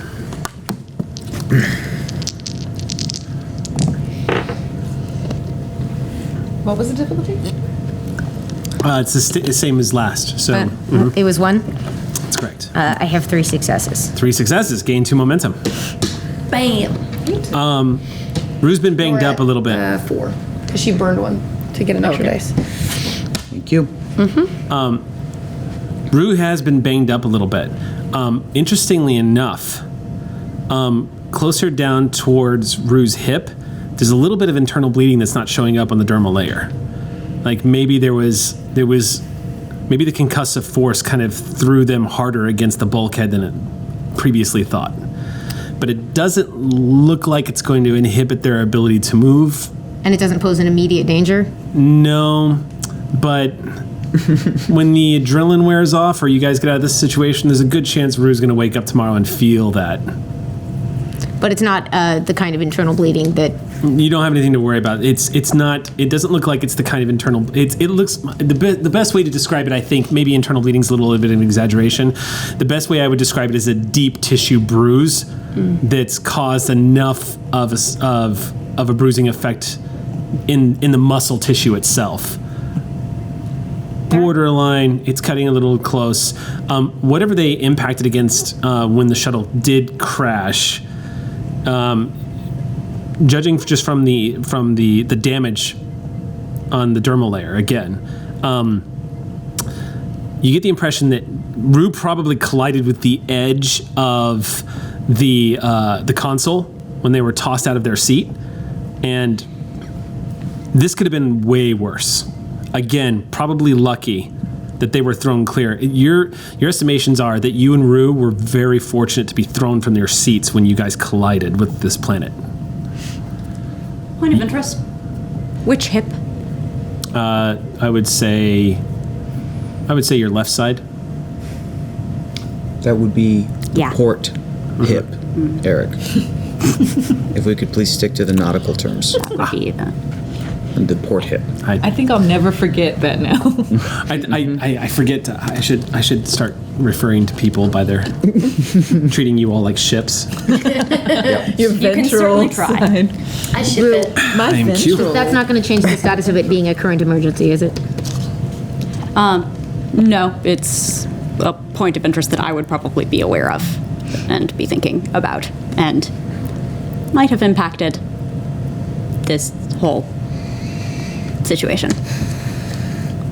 And next- about that point, you hear "Ba-ding," like this alarm go off, and you say, "Warning: life support failure in 15 minutes." Great. All right, the next step is to send out a transmission to see if we can hail the Sally ride from here. Throlo, did you say anything after you completed that scan? So what you said initially was that it was something that wasn't likely to be. No, it looks like. Something that Rue wouldn't likely be, may not have noticed when we were describing his internal bleeding. If There's it's no a way deep that tissue it- bruise, this- then you yeah. probably have noticed you took a knock on your hip. I got Yeah, yeah. banged up. It'll hurt tomorrow. Rue's aware that you're definitely feeling like you got hit pretty good.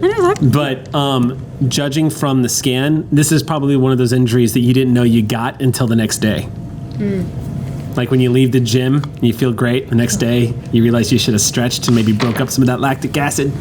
Yeah, it's kind of that sort of thing. It's basically a deep. It's near the joint. So, Yeah.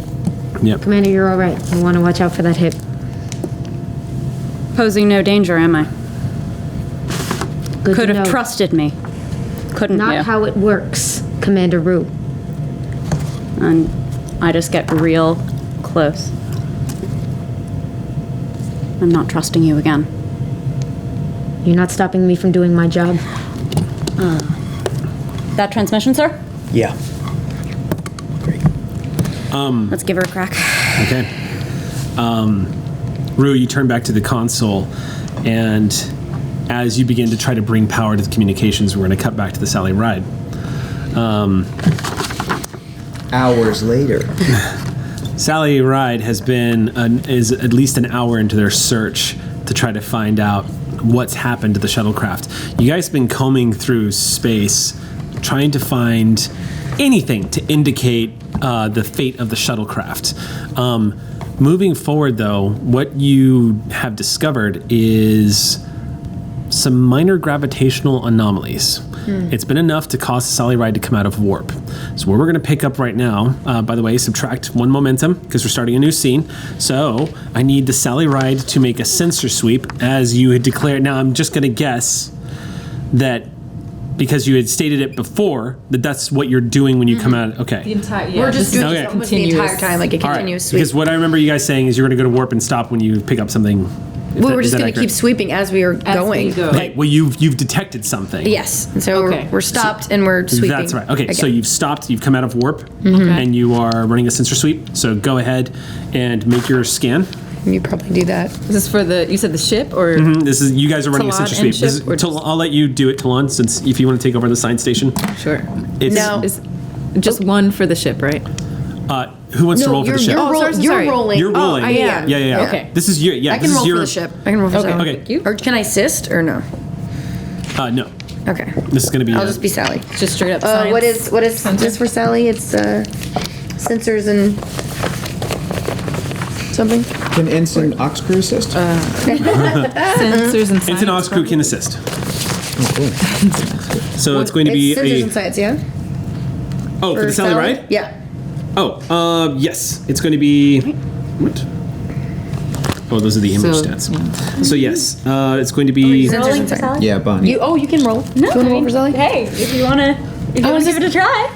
Because you're rolling for the shuttle, so I was like, oh, I'll roll for Sally's. Difficulty is 2 after the Because reduction. I've been making the roll. Yeah. Can't do that. Difficulty is 2 after the reduction. Do you want to roll for I Sally? would like to use the momentum to get You've been another rolling really well. Okay. another die. All right. So I'm taking one momentum. Go ahead and make the roll. Take a momentum. Difficulty is Yes. 2 after the reduction. This instant needs Lord, a I shut promotion. down. Okay. I'll roll those and then. Let's see what you pick up. Here, just take mine. Ow.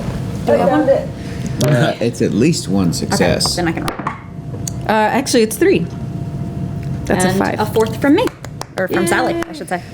So 4 successes? The ensign got a crit. Six So 6 successes? We are successes? full up with the... So we have maxed our momentum. Ensign critted. Well, it's my turn. So whoever you are in the ox crew that critted, I'll let you guys decide. All but right, well done. it's an ox crew. All right, so go ahead and so you run your scan. What you detect, essentially, is a gravitational wake, like a cosmic wind, like something rather large has come through this area.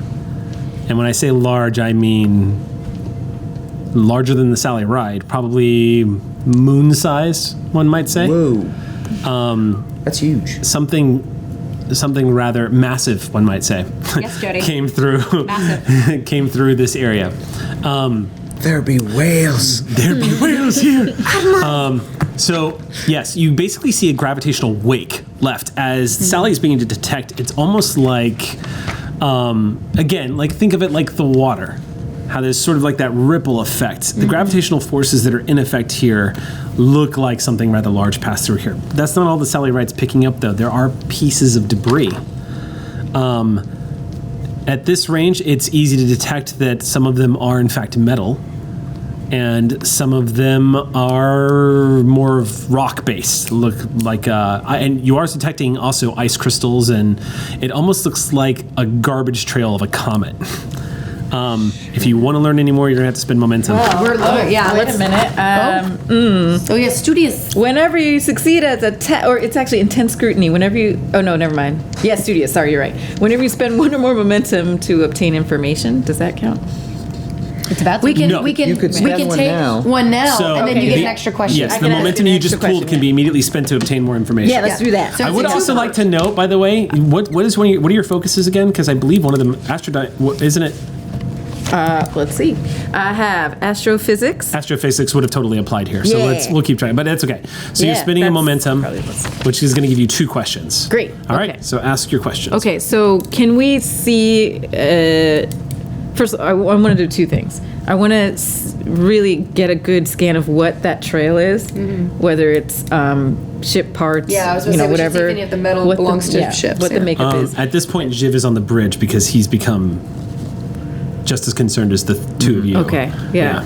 So I'd like to do that scan, find or ask that question if we can get us know what that Okay, is. so let's deal with it one at a Start that, time then. okay. So what's the question specifically? I'd like to know what that is the makeup of the trail- debris? What is Yes. the makeup of the debris? You are detecting metal.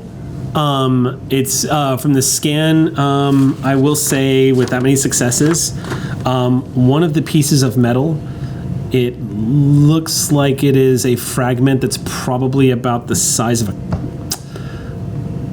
I mean, Talon would probably recognize the exact size of it, but for us as players, to give you an idea, it's about the size of a car door, but it is made out of tritanium. Tritanium is a known component used in starship hulls. In what? Sorry, The hulls of starships. hulls, okay. At least it used to be, but it has been in the past, and is, I believe it's actually still used in the building of starships to this day. When you say used to be, do you mean like original series era? Used to be, or All the way through. you sneaky snake? What's that, Martinez? I can't hear you. You're on the.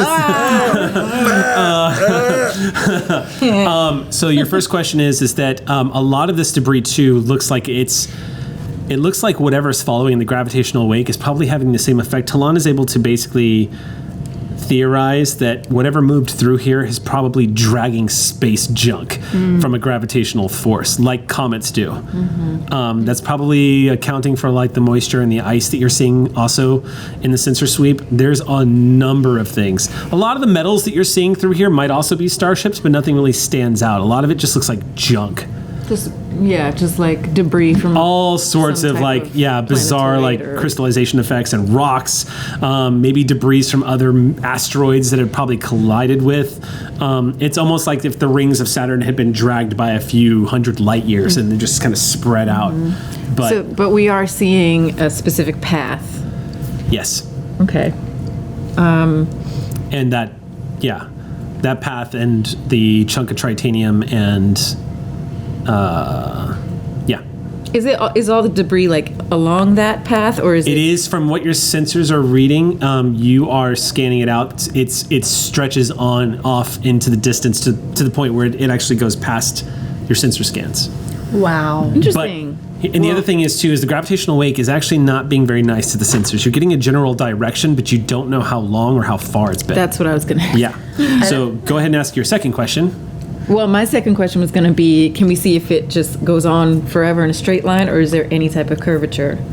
From have that to scan, follow it. there's enough of a curvature to create a variable that could mean that anything that's moving along this path, if it's been a while, your search area could be as big as the next 20 systems Oof. up ahead. So you're going to need to narrow it down a little bit more. Yeah. Narrow it down. So it seems, Ensign, let me know what you think. It seems as though this is some type of trail of a planetoid that is on a very large orbit, or it's a rogue planet that is moving through space, and because it is dark and it has no star to orbit or to light it in any way, things could be running into it. Can I make a suggestion? Jiv just kind of pipes in and he says, can we beam some of this debris on board to give it a scan to make sure it's not pieces of the shuttle? Before we do that, should we make sure the transporters aren't affected by this gravitational pull around us since we've just fixed them? I mean, yeah, I can look at it. It's functioning normally now. as long as we're not, I think, transporting any people, it should be okay. Well, what would we beam them to, Ensign? Unless we just want to throw people off our ship. No, I just meant in general, like, we shouldn't test it right now. I'll just run I can run a There's quick. gravitational. A level 5 diagnostic will take me 5 to 10 minutes. Go ahead.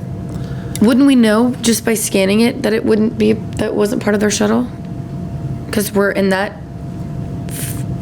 Not necessarily. No? Oh, okay. Yeah, I can do a metallurgy test on it if we get it on board. Are you talking about the piece of tritanium? If you want to beam that on board, then Jiv can run a metallurgy test on it. Yeah. Because that's actually one of his focuses. Then let's do that. I see. We have a great engineer. I didn't make the character, but yeah, Space Dwarf. Oh, I did make the character. Yeah. Yes. Never mind. He's a space droid. I was like, if I'm going to make an engineer that helped design this ship, he's going to know it from the DNA to Who did you the think heartbeat. made the character? The writers. So, Okay, got it. there's a lot that goes on between games. Okay. All those secrets and shenanigans they're doing when they kick us out of the kitchen. Yeah. Okay. And the bullpen. So let's do that.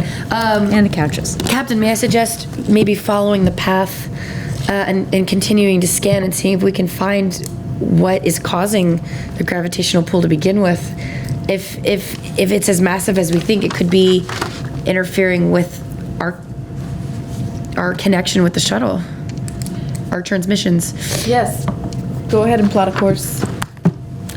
Bloop, blop, bloop. All right. Can I do that? So you basically are going to take the Sally ride into the debris field. Now, it's not that dense. Whoa. Into the debris field? You're going to follow it? Follow so just it. so you know, the debris field is not. Don't think of the asteroid field from Star Wars. Yeah. When I say debris field, I mean there's a piece of debris, and then about 900 kilometers later, there's another piece of debris, and another 900. It's like you know what I mean? It's like cookie crumbs. Yeah, it's literally like this is a debris field that's being stretched out across an enormous amount of space. Okay. that's in a. It just looks like it's been the momentum it's got going has just sent it in the same direction to this thing that initially pulled it in that direction. Don't worry, Captain. I can maneuver. Drills for piloting for Sage. I can like maneuver little this. speed This cones. is more. This is more of just like this is a fun obstacle course. Also, there's nothing. I will say this from your scans too. There's nothing in the path of this debris field that's large enough to endanger the Sally ride and whatsoever. Yeah, we would just like it would just be like bloop, it would just bounce off. No. Okay. No, if honestly, if I was going to screw you over, I'd have been much more sinister than space trash. And 3,000 Qs show up, and they're all armed with Carl Benog from Monty Python and the Holy Grail, and they unleash them inside the vessel and just watch. Anyway, so anyway, now that we've moved on from that, okay, so Shiv is going to report down to Transporter Room 2, and after a diagnostic, he beams aboard the piece of titanium and a few of the other just random like space debris that you guys come across. You begin basically following the trail. Shiv is going to make. This is going to be. You know what? I'm going to make this an extended task. Shiv is going to get to work on an extended task here because he's going to do a diagnostic on this. So let's set the work track. Work track, magnitude, and difficulty. We need a montage. Oh, snap. A space dwarf montage. All right. Do your thing, Jim. Do your thing. Shiv is Here's what it good. probably isn't. Vibranium. Adamantium. Yeah. Atmospherium. Help me out. What else? Unobtainium. Probably not unobtainium. Not midichlorians. It's not midichlorians. Thank you. Did anyone know about atmospherium? Whoa, Shiv. From the Lost Skeleton of Gadara. That's a lot of Federation symbols. Oh. Good for you, Mr. Engineer guy. He's the best engineer. Probably not what? Okay, he's going to have this pretty much. Probably not. All right. Shiv sets to work doing his job. Okay. Doing what he does, doing it well. You proceed on the course. Space dwarf. We're going to cut back to the shuttle. So go ahead and subtract One momentum. the momentum as we're going to enter into a new scene here. You guys are down to about 7 minutes of life support. Now, here's what you've learned over the course. First of all, comms are not working properly. The only thing that you have working that you can shunt power to get an idea of what's going on is your sensors. Life support, even with a power being rerouted to life support, you would need a miracle worker on here to save life support from going down. If you manage to put, you can actually shunt all power into life support to buy some more time, but it'll buy you another 10 minutes. No point.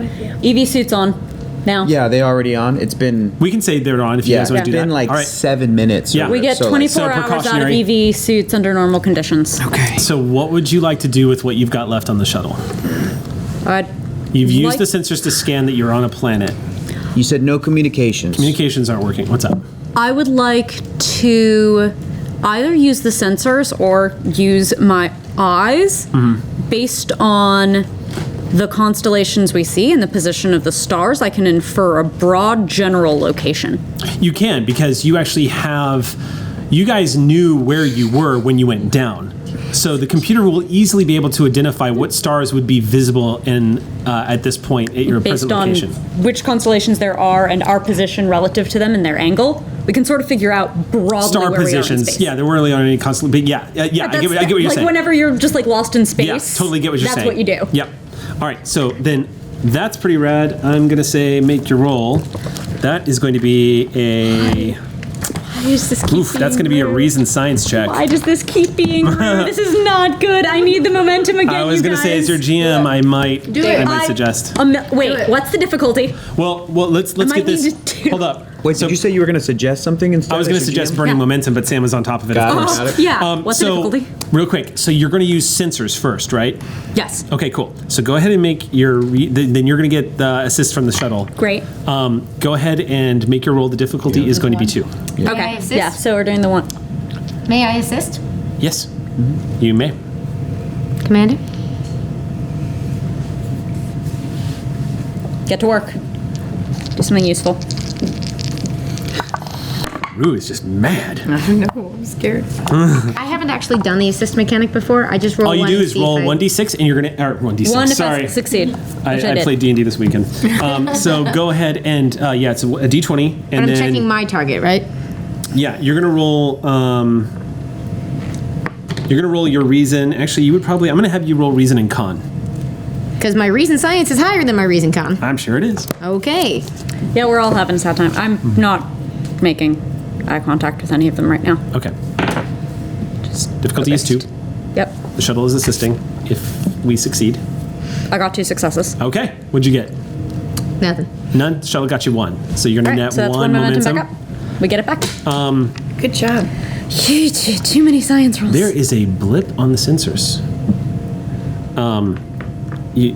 Rue, you unclench your jaw just enough because it's just as alarm, like it kind of shakes you out of it for a second as you lean in, but for a split second you think sensors scanned a Federation signature. Skinner. Here on the planetoid. On the planet? How far? You want to spend a momentum? Yes. Okay. Do you have a anybody have a studious? I have No. studious. Do you? Absolutely. I didn't I'll let get you. rid of it. I I kept it. Yeah, I'll let you Captain, do that. come here, You're a take a commanding look at officer, this. so I'll let you do it.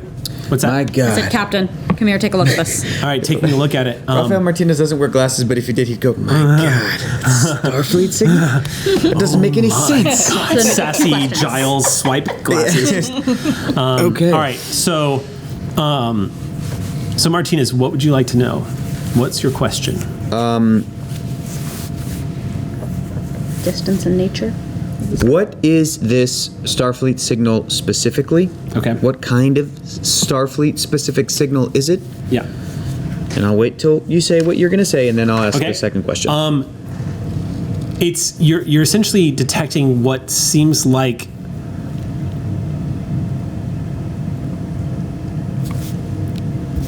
you're detecting what looks like the sensors are interfacing with.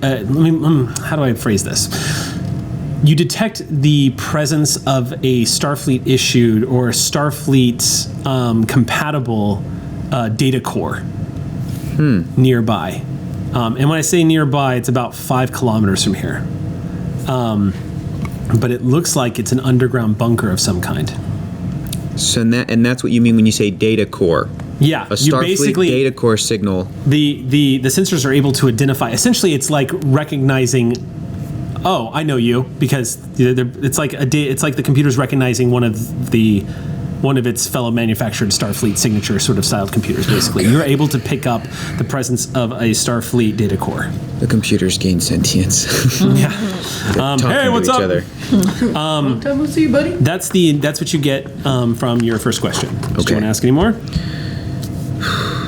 What do you guys think? We know how far away it is. We know it's 5 kilometers away. We know it's You a know bunker. which direction it's in and We everything. know which direction it's in. I know, Tell we're if like, it's powered. You're like, damn it. Yeah, Was if it's that like active or powered. It is functioning at very low power, but it is active. It's how you were able to detect it. Any other crash, debris, anything we can do to identify this Class D? Like, we've surveyed this space. This is known Federation space, Right? presumably. We weren't in like an uncharted sector Nope. of space. What Class D planets are around here? Right. None. Planetoids? Where you guys are, there's nothing charted. Let me rephrase. What is the nearest Class D planetoid to our flight path? So looking in Like, to does the this data correlate core, to that? the nearest Class D planet, and you just see one of the many Class D planet names coming up. The nearest one is probably close to about maybe 80 to 82 light years from here, from where you guys are at. Whoa. Okay. Fantastic. Planet. Yeah. There's a ton of planetoids Yeah, that yeah. are Class D, and a ton of moons that are Class D. But a planet side, it's quite a distance. Consistent with this? Yeah, what's the nearest thing similar Yes. to this? Let me that shows up on a map? let me specify, because all throughout the system in this area, you're going to run into Class D planets all over the place. It's the most populated. It's the universe is more populated with Class D planets than it is anything else. Anything that resembles what you guys are on, there's nothing that the Federation database is picking up that resembles the planet that you have collided with. It's consistent with the mineral deposits and everything you've scanned. There's really no way to identify this planetoid without it being attached to a system. Do we have database? We have database access then, yeah? You do. You don't have full database access. Okay. Do we have enough to run a search to see about Starfleet bunkers all up in a Class D planetoid's business? I'm already, just going off of what Commander Rue is thinking out loud, I'm already thinking to myself that this is the reason that this is not in any records is because it's not in any records. It's possible. That's what I'm thinking. But I do want to follow up with what Rue said with, like, can we look up in any sort of database to see if there are any Starfleet outposts housing data cores that might be on the record? And cross-check that with Class D planets in the area. Sure. I won't even have you roll for it because it's not. You're looking for unclassified material, basically. Mm-hmm. There's a few There's a few scientific outposts that are beneath the surface of a few Class D worlds. None of them are anywhere near where you guys are located. A lot of those orbit like specific systems that are studying scientific anomalies. Yeah. Yeah. That they're for all charted, intents and purposes, all the data points to this being a rogue planet. Yep. A planet that is not a part of a system, that is not a part of a star, that is literally roaming the stars without an orbit. If we try to head for the bunker, it's what, about an hour? 5 kilometers. Only if we move very slowly. 3 miles in freedom units. Just to give you an idea real quick, because as your GM, I went ahead and looked this up. The average speed and gravitational pull is equivalent to the moon outside. Oh, we got which means you'll be moving roughly 3 miles an hour. Oh. At top speed. Okay. There we are. Then I suppose we'll have an hour after out of those 24. We could really try to push ourselves, forward, but it's with that kind of gravity, you're gonna. Yeah, that is so much worse than my 5K time. Sorry.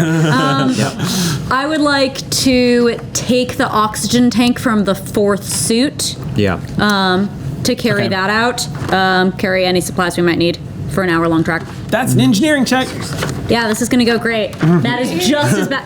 Is it like a control? I'm gonna or let like you do engineering because my. That's gonna be. I'll let that be control engineering. Cool. All right. We'll give it a try, y'all. But, difficulty on this. I need another one. I'm sorry. I do. Oh, that's fine. We're Difficulty down on to this is gonna be 3. We're down to 2. Doctor, how's your engineering? Difficulty's 3, so? I can give it a Difficulty shot. 3. You're jury rigging. You're basically removing Got it, this from its suit Yeah. and making it accessible for you guys in case. Could I use my Sorry. talent of advisor? Oh, yeah. Not cannot? here. You couldn't, but you can assist if you've got the engineering skill. I do not. You do not. Okay. Well, we're gonna avoid that embarrassment. 2 engineering, I could try. You can assist. I got a 1 engineering, so please help out if you can. Oh Throlo. no. What's my role? All right. So first of all, you shuffle up to Commander Rue, who is elbows deep in this other life support suit.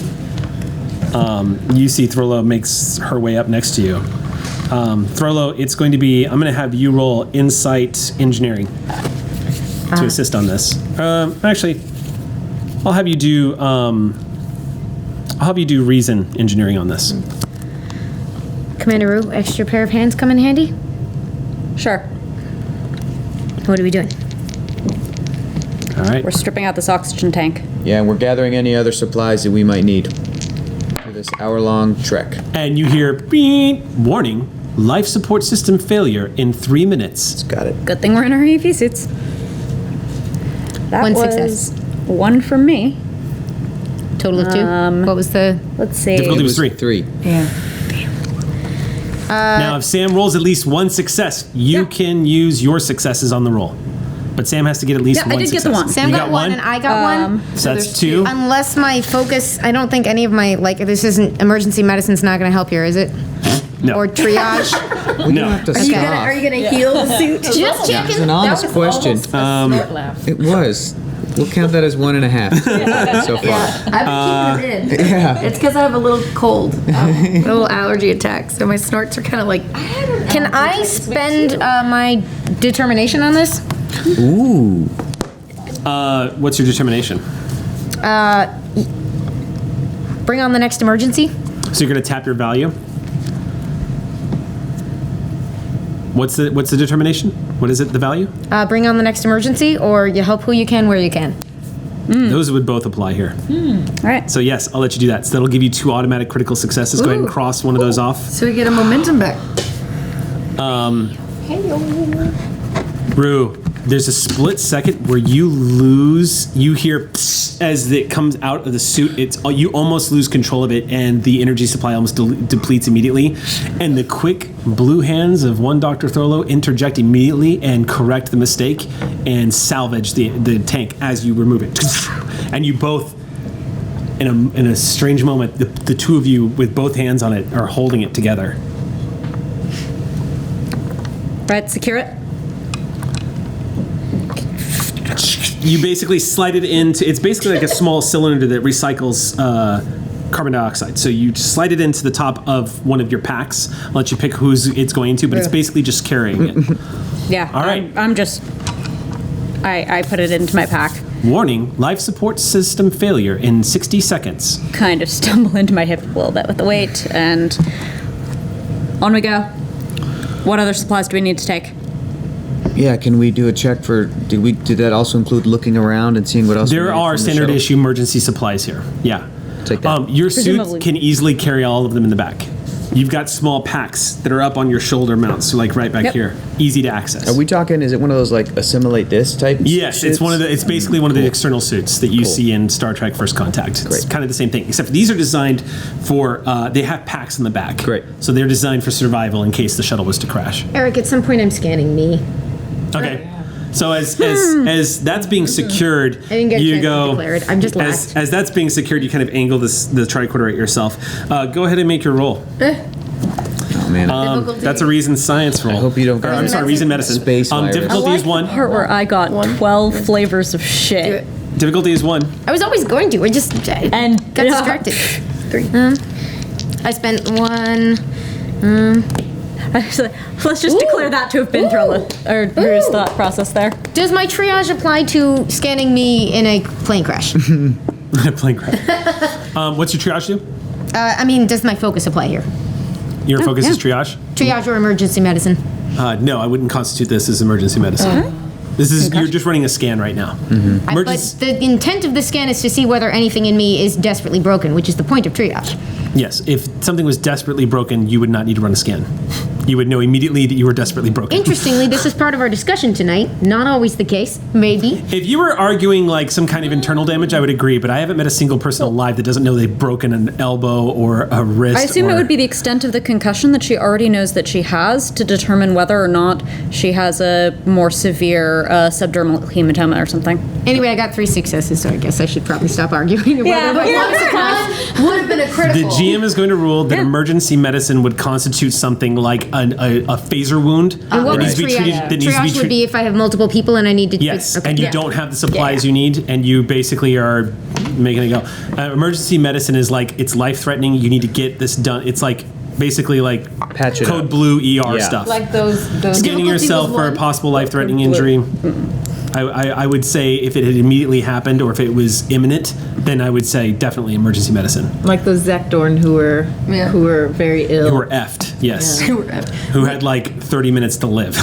That would be emergency medicine. But We, here, for all intents and purposes, Got you're good. 2 momentum back, correct? All right, so here's what you learned. You have suffered a concussion. It doesn't look too serious, but still, don't lay down and go to sleep. Everything else looks like you just got banged up good. You're going to be bruised up bad. You clearly took the brunt of it. You do detect some minor burns on the inside of your arm, but you already knew that just from touching yourself. You could tell that you had like gotten yourself burned a little bit from probably the explosion of the console. Other than that, you're okay. Fantastic. You're going to have a headache intermittently when the hypo sprays wear off. I have several headaches. Yeah. But So other than that, you're okay. We've all got our emergency supplies. We've all got our packs loaded up. We've got that extra tank of oxygen or whatever. So that's it. That's it. Move. You guys hear the computer saying life support failure in 5, 4, 3, 2, 1. Warning, life support failure. Okay. All right. Open the. There we go. There's a quick suck, like, and vacuum as the doors open and everything gets eerily quiet as this door just. The sound of the shuttlecraft immediately just mutes as the doors open, and you see the black surface of an alien dead planet in front of you. Oh, man. Stretching off into the dark. Somewhere 5 kilometers ahead of you. So dope. What's that? Moving on crutches and low grav is gonna be so dope. Yeah, you're actually going to have to make sure you don't leave people behind. Oh, puppy. Yeah, the moment the shuttle doors open, you all feel like the gravitational technology in the suits keeps you on the shuttlecraft. Mm-hmm. Once you step onto the dirt, you're now at the hands of physics. But right now, you can all see like some of the like the kits and whatnot that were inside the cabin just start floating as the inside of the cabin flickers a little bit, and this power is beginning to die inside the shuttle. Okay, so before the power dies, I want to go over and essentially leave a note. Like, yeah, I get what you're gonna do. You're gonna write help in the sand in case anybody flies over and sees you guys. Some final Sure. message of Rafael Martinez, Commander Janil Rue, Dr. Throlo Shishiros of the USS Sally Ride. We'll say you We're set here. this up, yeah. That whole thing. It's Totally. all set That's up totally something in Martinez case we would do. die and somebody finds the shuttle and can Yeah. tell our loved ones or whatever. Oh, yeah, I don't cool. know. Castaway. Yeah, you got it. The only thing that you guys can see is the lights from your suits shine. What you see before you is this dark, almost reddish soil, just pocked crater marks everywhere. You imagine probably more so than usual, considering this dead planet adrift in space has probably collided with God knows what. But 5 kilometers outside the shuttle it's a good walk, but it is the bunker that you guys are headed for, supposedly where the Federation symbol was. And you go. Yeah. And we know which direction to head in. Yep. All right, so this is going to be the part where we start catching up and the crew starts lining up here. So this is the role I was talking to you guys about tonight. We are now going to do what is called a timed challenge. Ooh. Is this the new scene? Do we lose a momentum? No, this is going to be the same scene. We're shit. gonna have make some rolls here. A timed challenge, essentially, it's to find out if you arrive at your destination before you run out of air. Now, I will say this, because you were able to jury rig that 4th suit system, Thank you. the odds are dramatically in your favor. And they also have 24 hours in those suits, right? In the suits? Ideally. I thought, yeah, 24 Yeah, that's right. hours, yeah. Yeah. So, Okay. I'm sorry, I told you 24 hours. No. Did I say 24 hours? EV suits are 24 hours. There was, at least for the ones that are on an Intrepid class, there was a whole thing with like B'Elanna and Tom Yes, Paris. that's and correct. Under normal circumstances, 24 hours. That's correct. Okay, cool. So this isn't gonna necessarily be difficult, but it is going to be a time challenge because you guys are going to be out in the vacuum moving 5 kilometers. So to determine whether or not you encounter anything that's going to slow you all down, which could be detrimental, we're going to go ahead and make some rolls. So as you all bounce across in the dark, following each other's light sources, who wants to take point? What up? Sure. Commander. Yeah, that makes sense. Okay. Rue. This is going to be fitness and con. We all rolling fitness Kind con? of a literal. You sure you want to take point, Rue? Go higher than I am? We got an 11. What are you rocking? I'm only 10. I dumped con. 10. I was figuring this would be Captain's security taking for point? me. I'll take point. What's that? I was figuring this would be security, like No. the things that I do, Fitness not the and thing con. that I literally I'll take never point do. on this one. All right, Okay. sure. I have a little bit of a romantic moment where I think to myself, and I say to my incredibly qualified crew, and to think this was considered an amazing feat just a few hundred years ago. Wow. It does kind of. The thing is you have all gone through zero grav training before, of course, because you're Starfleet. But I don't think it's a huge leap here to say that this is probably your first time It's a pretty new sensation. jumping across the surface of a dead planet in the middle of deep space. It's like, why? Why would we ever do that? We have transporters. Why would we ever do Yeah. that? There is a sense of exhilaration as you all begin to move through, bouncing as you go. Rue, it is, dare I say, kind of fun. You're actually able to feel a little bit of exhilaration, not because of anything particularly special about your momentum. But the truth of the matter is these crutches, as you're kind of pushing yourself off, there are moments that you're experiencing that the other crewmates can't, where for a split second it almost feels like you're flying through space on your own. It's nice to have a physical task to focus on right now. Yeah. I'm a little... There's a few moments where when you leave the surface of this dirt and kind of glide through space, and the only thing in front of you is a black horizon and the millions of pinholes in the curtain of night.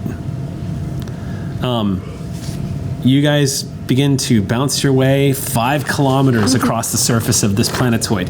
Let's go ahead and make that roll. So tell me... I'm rolling for fitness and con. I'm setting the difficulty at 1. 1. All right, I got 1 critical success, so Okay. that's 2. So we Got a get 1 momentum momentum back. I'm going to have... So Hector is taking point on this, so I'm going to have him be the leader here, and he's going to make the roll if anyone wants to assist, but for the most part... Okay, you critted, so I can assist, yeah? Yeah. Yeah. Oh, yeah, he got 1 success, so go ahead and make your roll. This was going to be a time challenge, but you guys actually, when you removed that other 10... got another actually bought success? yourselves- Yep. So we are all full up on momentum, Okay. because we got 3 successes Okay. between the 2 of us. So we don't run into anything. No puppy targs, no... Oh, no, you're still rolling. You got rolls to do. You've got 8 more rolls. This isn't like a cut back and forth from scenes. Do this. This is I all... need to that know. would spend I down need our to know fucking before we cut back to scene. I need to know how long and what you encounter. So I need you to make another roll. I see. Okay, here we So go. if you want to just roll them in succession, go ahead. The difficulty is 1. Is this the thing where I could use my focus, or could I use anything to help and I maybe... have an athletics focus that'd be super useful, except it's the same number as if I crit, because I have a con of 1. Go ahead and make your roll. Okay. 2 successes. All right. Actually, that's gonna. Yeah, that's good. So, so give me 6 more rolls and just keep going. Just Okay. roll until you tell me that you've rolled a complication. I understand. All right. We're kind of don't cutting this ever down a tell little him bit, that. but I That'd be need. cool. 1 success. Okay. But I rolled a 19. That doesn't mean anything, Nope. right? No. Not for this one. No. I'm not increasing the complication range. Another success. Okay. Another success. We have 3 so more to much go. momentum. Another success. 2 more. Another success. And 2 more successes. Yeah. Okay. Ooh, wow. Nailed it. I am going to. We have 17 momentum. I'd like to use them all to become God. You guys watch as Galactus appears. his ship. Q. We are now all of us Qs. All right. You guys are about 60 meters away from the bunker when suddenly your GM drops to threat to activate a complication. That really took me out for a second. When suddenly your GM... When suddenly the animator suffered a fatal heart attack. That's another Monty Space Python rocks reference. fall, everybody dies. Where'd that mountain come from? We didn't roll. Who was carrying the tank? Complications? Rue.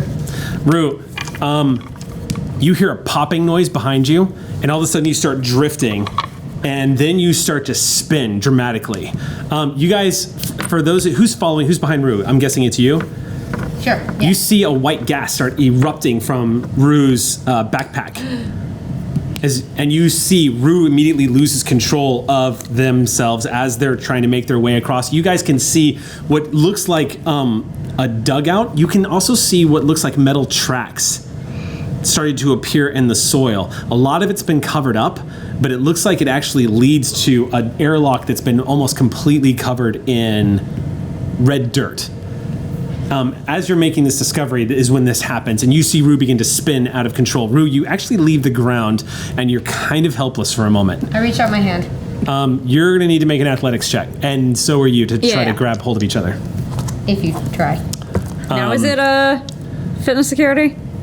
Yes, I'll let this be fitness security. Go ahead, and Doctor, you everyone are also going to roll crack. fitness security. So the difficulty here is going to be 3. Yeah, I'm spending a momentum. Okay. If we spend another one, you can get my collaboration if you'd like. That would work. Although I think situationally, You let me never know mind. when- okay. Perhaps not. All right. Difficulty is 3. It's almost like a melee check, but I'm jumping the difficulty here because I'm burning threat. So can I also spend one to get a third? Third die. Yeah. Okay. It's just like it probably doesn't make sense to use the collaboration talent right now to use my security number. make your roll. See if you can catch Rue. So my target's 11. Ooh, pretty good. It's what you do. It's what you do. Pretty good. Ooh, 2. 2 successes. What'd you get? 4. Okay. What? So you get that momentum back. Wow. Athletics focus. You know, for someone, there is no such thing as distrust between the two of you as suddenly you spin out of control and almost losing your vector here on the ground. You almost kind of like lose orientation as to where you're at for a split second. And Rue, it kicks in that you feel the adrenaline kicking in the back of your throat as you begin to realize that you are free floating and out of control, some kind of propellant on your back. You guess it must be the oxygen tank. And reaching out instinctively, you see a blue blur coming right towards you. And it's pure instinct. With that roll, the two of you just grab each other. Throlo, you manage to stop the spin. All it does, though, is it kind of like, now it's almost like Rue is a kite, and you're trying to keep them from blowing, like the circle that they're spinning in actually widens. You are detecting this too behind you. You kind of look around and I'm you like, see Rue! And then I jump over really slowly. you got to get that thing out of your pack, or you're just going to spin out of control. What I'd like to be doing with it is using the spin of it like it's a thruster in order to sort of move my body so that I can redirect it in a direction. Okay, that's going to be really tricky, but you can do it. I rolled 4 on the last one, so hopefully You rolled that 4. puts me I'm in a going good to position keep for the this one. difficulty at 3, and you're not going to get an assist on it. All right, I'm gonna spend in again then. Yeah. All right, cool. I'm going to raise the complication range. I'm going to burn a threat and raise it to 19. Raise it by 1. I think I do with 3. Yeah. Okay. They're still gonna spend it. Tell me what you get. Let's see, fitness plus security, so that is that's 3. Okay. Nice. You manage to control it enough that you can put yourself back down on the ground. But at that point, you've kind of like angled down, and you've kind of angled your shoulders a little bit to the right to kind of keep it pointed towards the planetoid. And it just runs itself. Runs itself out? Yeah. Yeah. Okay. You just watch it finish it running itself out. Yep. Okay. And they're still holding the other oxygen tank, right? Or like it's on? You guys are that's on fine. the popped, You guys not are fine mine. on oxygen. Oh, I Yeah. see. Okay. No, then I would be deep Yeah. deep You'd be in trouble. wrecked. Gotcha. Well, couldn't we just replace it? I thought So- that's what The bunker apparently is in front of you, and you've made it 5 kilometers. Okay, I'm gonna head past over there. hour. I'm gonna head over there and use my tricorder to see if I can scan a way in or. As you head over to it, you guys approach, and what's up? Quickly Yeah. before that, Yeah. still not especially looking, I do think, Throlo. Okay. I let go and give you a nod, but I don't say anything. Don't see the nod, not looking. But I do thank you. Verbally? Yes. We have comms in our suits.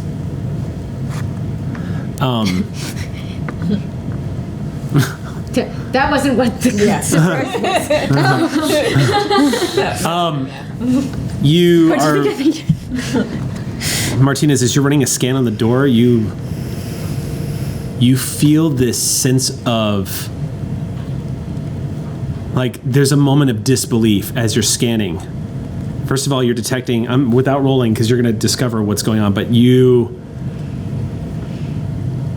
detect life somewhere inside this bunker, faint signs of life. Can that sensor pick up anything more specific? Just life? There's a Federation. Not a specific There's a type of Federation life? computer core and biological life somewhere deep inside. Okay, so it could be a potted plant. And there is, it's possible, yes. All right. But as you run your hand along the door, you see an old Federation symbol.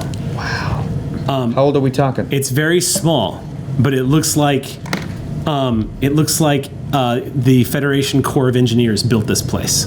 And you see the symbol on the side. Wow. Oh boy. All right. I want to look for a way in. Okay. I want to look for It's like easy. a little Yeah. keypad or something. Yeah. Yeah, it looks like there's a functioning airlock on the inside. Perfect. So bleep bleep, and you it opens up and you see darkness inside. Your light's shining through, but you see an empty airlock leading down and to the other door. I turn to my crew and I say, Honey, we're home. And with that, we're going to cut back to the Sally Ride. The two aliens are very confused. All right. That reference goes over our heads. They're like, what? All right. So it's been hours now. And as you guys have been scanning and searching, Jiv has called you all down to the hangar deck where he's been doing metallurgy tests. When you guys get down there, Jiv has got a look on his face that you've never seen before. He's just staring at the tricorder and nodding to a few of the ensigns who are staring at this piece of tritanium. And they look up and they nod to him and move away, and he closes the tricorder as you two approach. And he goes, "Y'all aren't going to believe this." And he walks over and he's like, "This piece of tritanium belonged to a Federation starship. This piece of tritanium is over 100 years old." Oh my goodness. The signature, you should just see this for yourself. He goes over to the wall and he presses in a couple of buttons, and you see broadening up the signature, the composition of the tritanium. You see the image of the USS Enterprise pop up on the screen, NCC 1701. Sorry, I'm so excited. 1701. The refit class pop up on the screen. Oh, we all this know that piece of shit. metal belonged to the USS Enterprise. And Jiv says, I have no explanation for this. It's an old Federation starship. It's been floating out in space for God knows how long. I don't know how it got out here or why it's floating around. But there it is. The captain's gonna love this. Well, we need to find the captain so that he can love this. Yes, Well, that is accurate. Once I heard that out loud. I went ahead and did some cross-referencing to find out where it's possible this came from. And apparently the Enterprise was lost over the Genesis planet some 87 years ago. Genesis planet. I couldn't get any information on that. It's way above my pay grade. Couldn't access it. Was that anywhere near here? That incident where the Enterprise was lost? My clearance got me as far as Genesis planet. Wouldn't tell me where that was or what was going on. Genesis planet. I've got nothing. Oh, I wish Talon knew. But I do know that the Enterprise was lost. I don't know, Lieutenant Commander. I got nothing on this. This should not be out here. Perhaps we can check the database to see if there's some type of historical record as to what the coordinates were of that Genesis planet. Captain, I also have a quick question. Would Talon, as a Vulcan, know anything about the loss and recovery of Spock? Nope. Really? Is that all classified on Vulcan even, with Vulcan intelligence? That would have to be a roll. Oh, okay. Oh my god. Captain, if you need to return to the bridge to continue the scans for the shuttle, I can start doing more research in the database for to see if I can figure out a way to get more information about the Genesis project. And at about that point, you hear, "Lieutenant Commander Talon, this is the bridge." Go ahead. Lieutenant Commander, there is a ship on sensors coming into range. Looks like a freighter of some kind. Freighter. What type of freighter? It looks like a civilian transport of some kind. Can we hail them? I can hail them for you, yes. All right, on my way. So I head to the bridge and say, yes. Jiv, if you could continue to... is the metallurgy test done? I've identified where it's come from. I can't explain why it's out here. I can tell you that this belongs in a museum. And have you searched any of you picked up other debris as well? The other debris that I've detected doesn't look like it's anything of significance. I'm detecting a lot of calcite. I'm detecting a lot of other debris from, it looks like meteors. Whatever this thing has been dragging along, it's been dragging along for a while now. It doesn't look like anything else is significant. I don't know why this is significant, but that's just, that's something else. All right. Good work, Jiv. Thank you. Ensign, yes, I'd like for you to start a database search. You can come with me to the bridge to start doing that. And Jiv, how best do you think you can be of service right now? Well, if the shuttle's still out there, and I think it is, the best thing I could do is probably get up to the engineering station on the bridge and continue running cross scans with the science station. I mean, no one's going to be able to detect the trail better than someone who knows these ships like I do. Well, then I guess we're all going to the bridge. Nobody touch that. He points to the ensigns. Nobody touches that. Got it? All right, let's go. I'm good.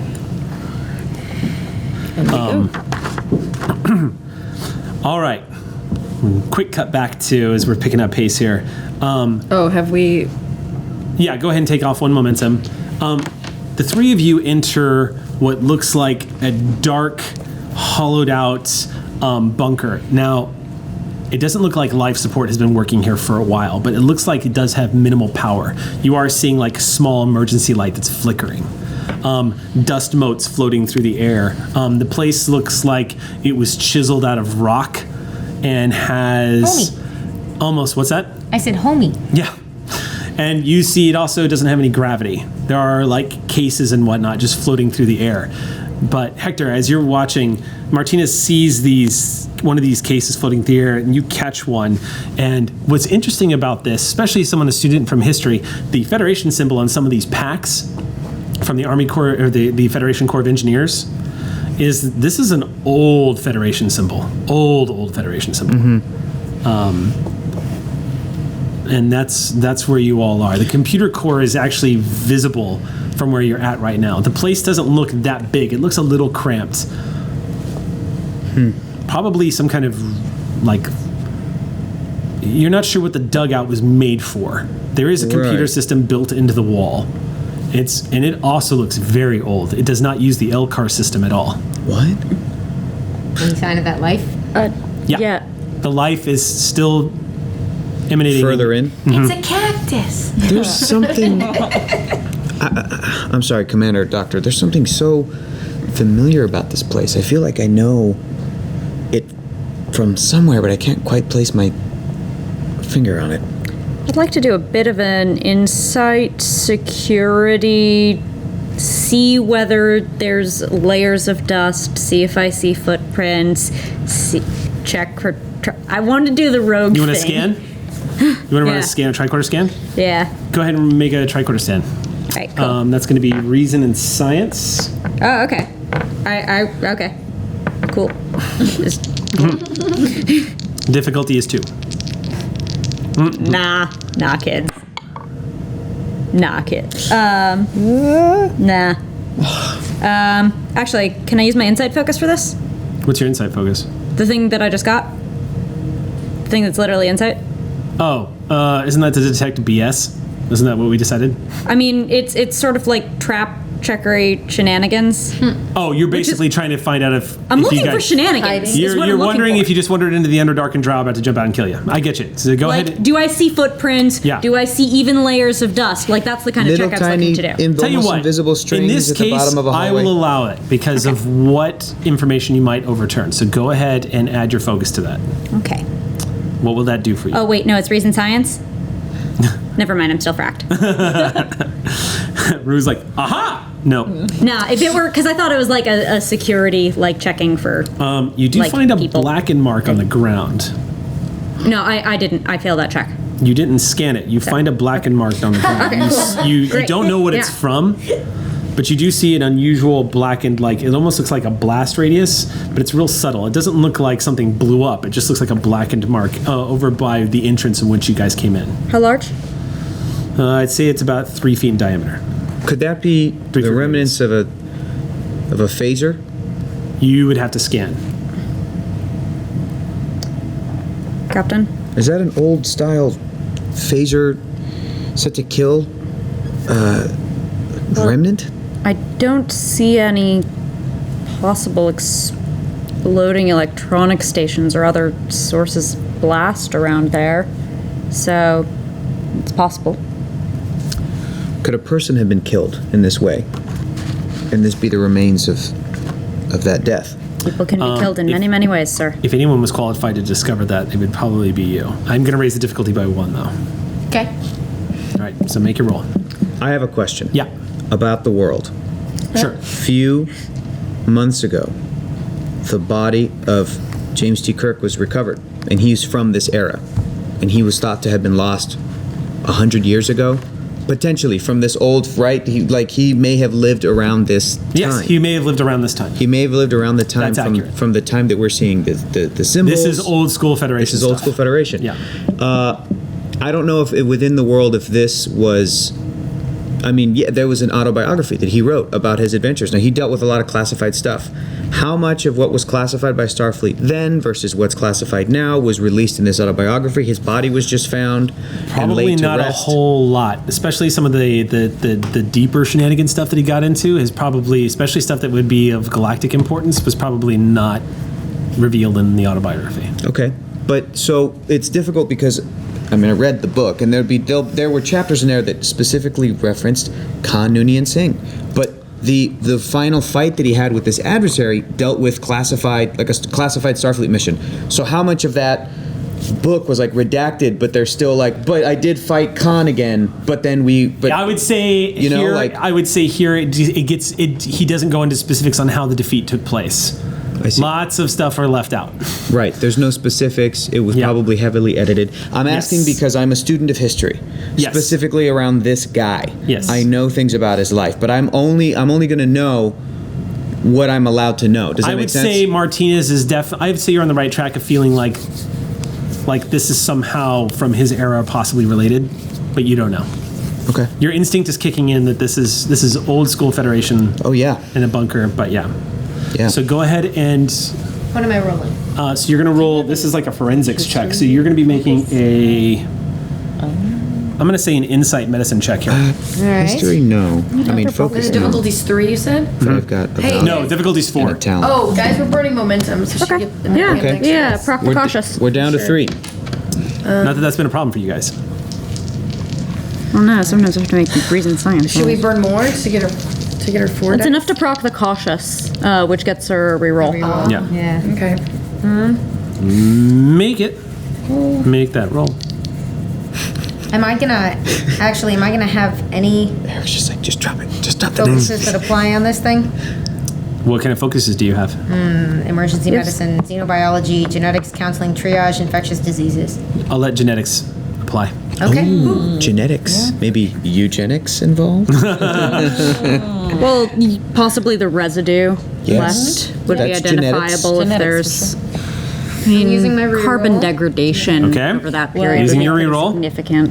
Throlo Shishiros can see DNA with their naked eye. Three successes. You're not sure what it is. So close. Whatever it is, it's old. This was almost a century old, whatever happened here. It's Doctor, been- any idea? Sorry, Captain. Whatever happened here, it was a century ago. Do we want to go take a look for that life form, sir? Yeah, Sounds like a good idea. I think that's what we have to do. Okay. Might be our way out of here. Are any of these computer systems able to be booted up and used? Yes. Okay. It does look like it has a limited power supply. I mean, computer power systems, unless they've been damaged, will last quite a while. Okay. I want to access some files. All right. See some of the personnel that were working here. Let's look You up some just- names. Let's look up some locations. All right, so real quick, Can you think that thing can call for help? Absolutely. go ahead and make I'm going to really- say a control con. I would like to secure this area before we spend a lot of time. Get on that, Commander. Absolutely. Please. Aye, sir. Okay. I'ma go looking for some All right. life forms Okay. while he does that. So you're gonna move down I the don't hall care about towards- all right. computers. So go ahead and make your roll. Okay. And one success. That's enough. Great. The lights start coming up. You see gravity can be restored, and there is minimal life support Fantastic. still available. That Starfleet Corps of Engineer, they know what they were doing. The place has not suffered any damage. It has been in stasis for close to what looks like the system was last activated almost 87 years ago. That's either very good or very troubling. Yeah. Yeah. But it doesn't take any time at all. You guys all begin to feel a little bit. I'm guessing are you going to restore things? What are you doing? You said that there's life support that can be restored. Life support, gravity, the whole bit. Like you get the whole SWAT. I'm going to restore gravity. Okay. I guess life support, but I would rather us stay in our suits. But at some point, because of that, are we able to refill our oxygen supply in our suits? Once life support, once this place sort of stabilizes, yes. Okay, then I'll begin that process to stabilize it, because at some point I'm hoping that we can just take out our oxygen tanks or whatever and go back to another 24 hours. We're good. Right. Yeah, Okay. Yeah. So I'm doing So all you that. all get a little dizzy for a split second as this old system comes back online and gravity comes back. There's that little bit of disorientation as you're kind of like, Rue, you feel it as you feel the pressing. You feel the bearing press into my against, hip again. Yeah. Be nice that lasted. And you hear, and it all comes up, and you see some data files, some basic data files come up in the thing. Before I send an emergency signal, or find out if I can, sorry, Talon. Before I send a signal, we need to figure out where the hell we are, so we can at least point people in the right direction. So the fact that gravity is back up means that whatever life form is in this bunker now knows that we're here. I would really like to secure this bunker. What do you need for us to secure the bunker? I'ma go hunt down the life form. Oh, I see. Okay. Just secure the perimeter for now, Life and then form's we will join you in the hunt. About 20 meters down a hallway, which will eventually become, according to the schematic that you're looking at, a cave. Or some like a cave complex or something, where basically it looks like the chiseling wears off and it becomes a little more natural. It's just 20 meters that way. 60 feet in freaking minutes. Great. Then we will, all of three of us, be there soon as I can figure out where we are. Okay. And maybe I can get a clue onto what we're dealing with, so All that we right, can be more I'll prepared. take point by Yeah. whatever nearest choke point there is in exactly. case something decides to charge us. Before you, we cut Commander. away, Hector, Martinez is scanning through, and you see this is what's left of Space Lab Regula 1. Oh my god. You are in the bunker, which contains the Genesis cave that was in the Matara. What was that? Sorry. Regula 1. This is Regula. Do I know Regula 1? You Has it know a been little bit about classified? so the Genesis project was heavily classified. Yeah. To this day, nobody's allowed to talk about it. To this day, nobody talks about This is it. 100 years, a century later, and people You not are allowed to talk essentially standing in the cave that they were marooned in. about it. I'm about to see it with my own eyes. This place has remained undisturbed since, well, the last people who were here. Since it was cleaned up, was it cleaned up at all? Were bodies killed here? No, I'm thinking of another station. Well, Martinez wouldn't know this, but yes, somebody died here. Yeah. Yeah, somebody did die here. Yeah, somebody died here. I'm not a student of history, but is this med school legend of any kind? Nope. Okay. This, you got to understand, the Genesis project was kept heavily This under wraps. is the most. This is the one of the most most- secure secrets the The Federation's most got. dangerous weapon of mass destruction. Yeah. Maybe ever conceived by Starfleet. Now, Martinez isn't catching on to this. I will say that Martinez does know that being a student of Kirk, you do know that you know that Dr. Carol Marcus was stationed here. And I see her name. Yes. Oh yeah. There's a roster. There's personnel here. And her son David and the whole science staff. Like, you see all of their personnel files coming up on the computer screen. I tell them, I say, this is where Dr. You know Carol what though? Marcus You know was what occurs to me though? Huh. You would have little to no difficulty accessing the information on these computers. Yeah. So it doesn't take much for you to realize where you are. Now, you don't know the details, because again, this place was kept heavily under wraps, but there is a log. Apparently, the last people here were probably under the impression they were going to be stuck here. Oh, great. So I can just, oh my God, this is incredible. This is amazing. This is his Disneyland. We are on Regula 1 right now, and I'm going to try to send out a signal to the Sally Ride to let us know to come get us and where we are. But this is the science station where Dr. Carol Marcus and her son David, the son of Captain James T. Kirk of the Federation, were stationed, and where they were working on, seems like some sort of Some kind of scientific project some kind of a that's been scientific highly classified. forestation. Like, hang on, some sort of like atmospheric. What is this? This is like a what's the word? You It's like see- a terraforming project. Oh my God! You basically see terraforming, you see the words the Genesis torpedo, but you see a lot of stuff is encrypted at that point. If you dig any deeper, it's blocked out. This was a site of some sort of terraforming experiment. So we're gonna cut back to the Sally ride. Right, one momentum down. Okay. Actually, you know what though? It's 12:30, guys. Oh my God! Oh no! No, it's 12:30. So this is a hell of a place to stop. But you've discovered Regula 1, adrift in space. What? Just floating. This is SETI Alpha 5! This is SETI Alpha 5! Yes, the mystery deepens. You have discovered Regula 1, which has been turned into a rogue planet, apparently blasted off of its orbit and drifting in deep space. Okay, Who knows how long it's been out here? I'm gonna need everybody's homework Yeah. to be to watch or rewatch. Yeah. Star Trek II: The Wrath of Khan and Star Trek III: The Search for Spock. I love The Search for Spock. Highly underrated. Character knowledge. Search for Spock is so underrated. I love it. My favorite piece of music in all of Star Trek is the track "Stealing the Enterprise." It is my favorite musical piece they've ever composed for Star Trek. It's incredible. I think Giacchino paid homage to it because it was James Horner. I think. I think it was in the most recent film. Guys. A hell of a big discovery tonight, and may I just congratulate my gamers? You guys doing a hell of scene work.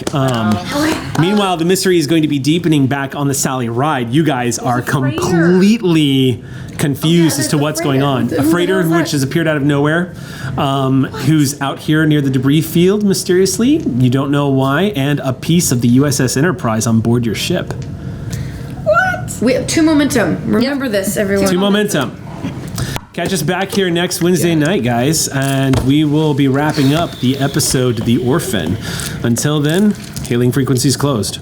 Thanks for tuning in to Shield of Tomorrow. If you enjoyed this, be sure to like and subscribe for more videos. We'll be here every week with the ongoing adventures of the USS Sally Ride.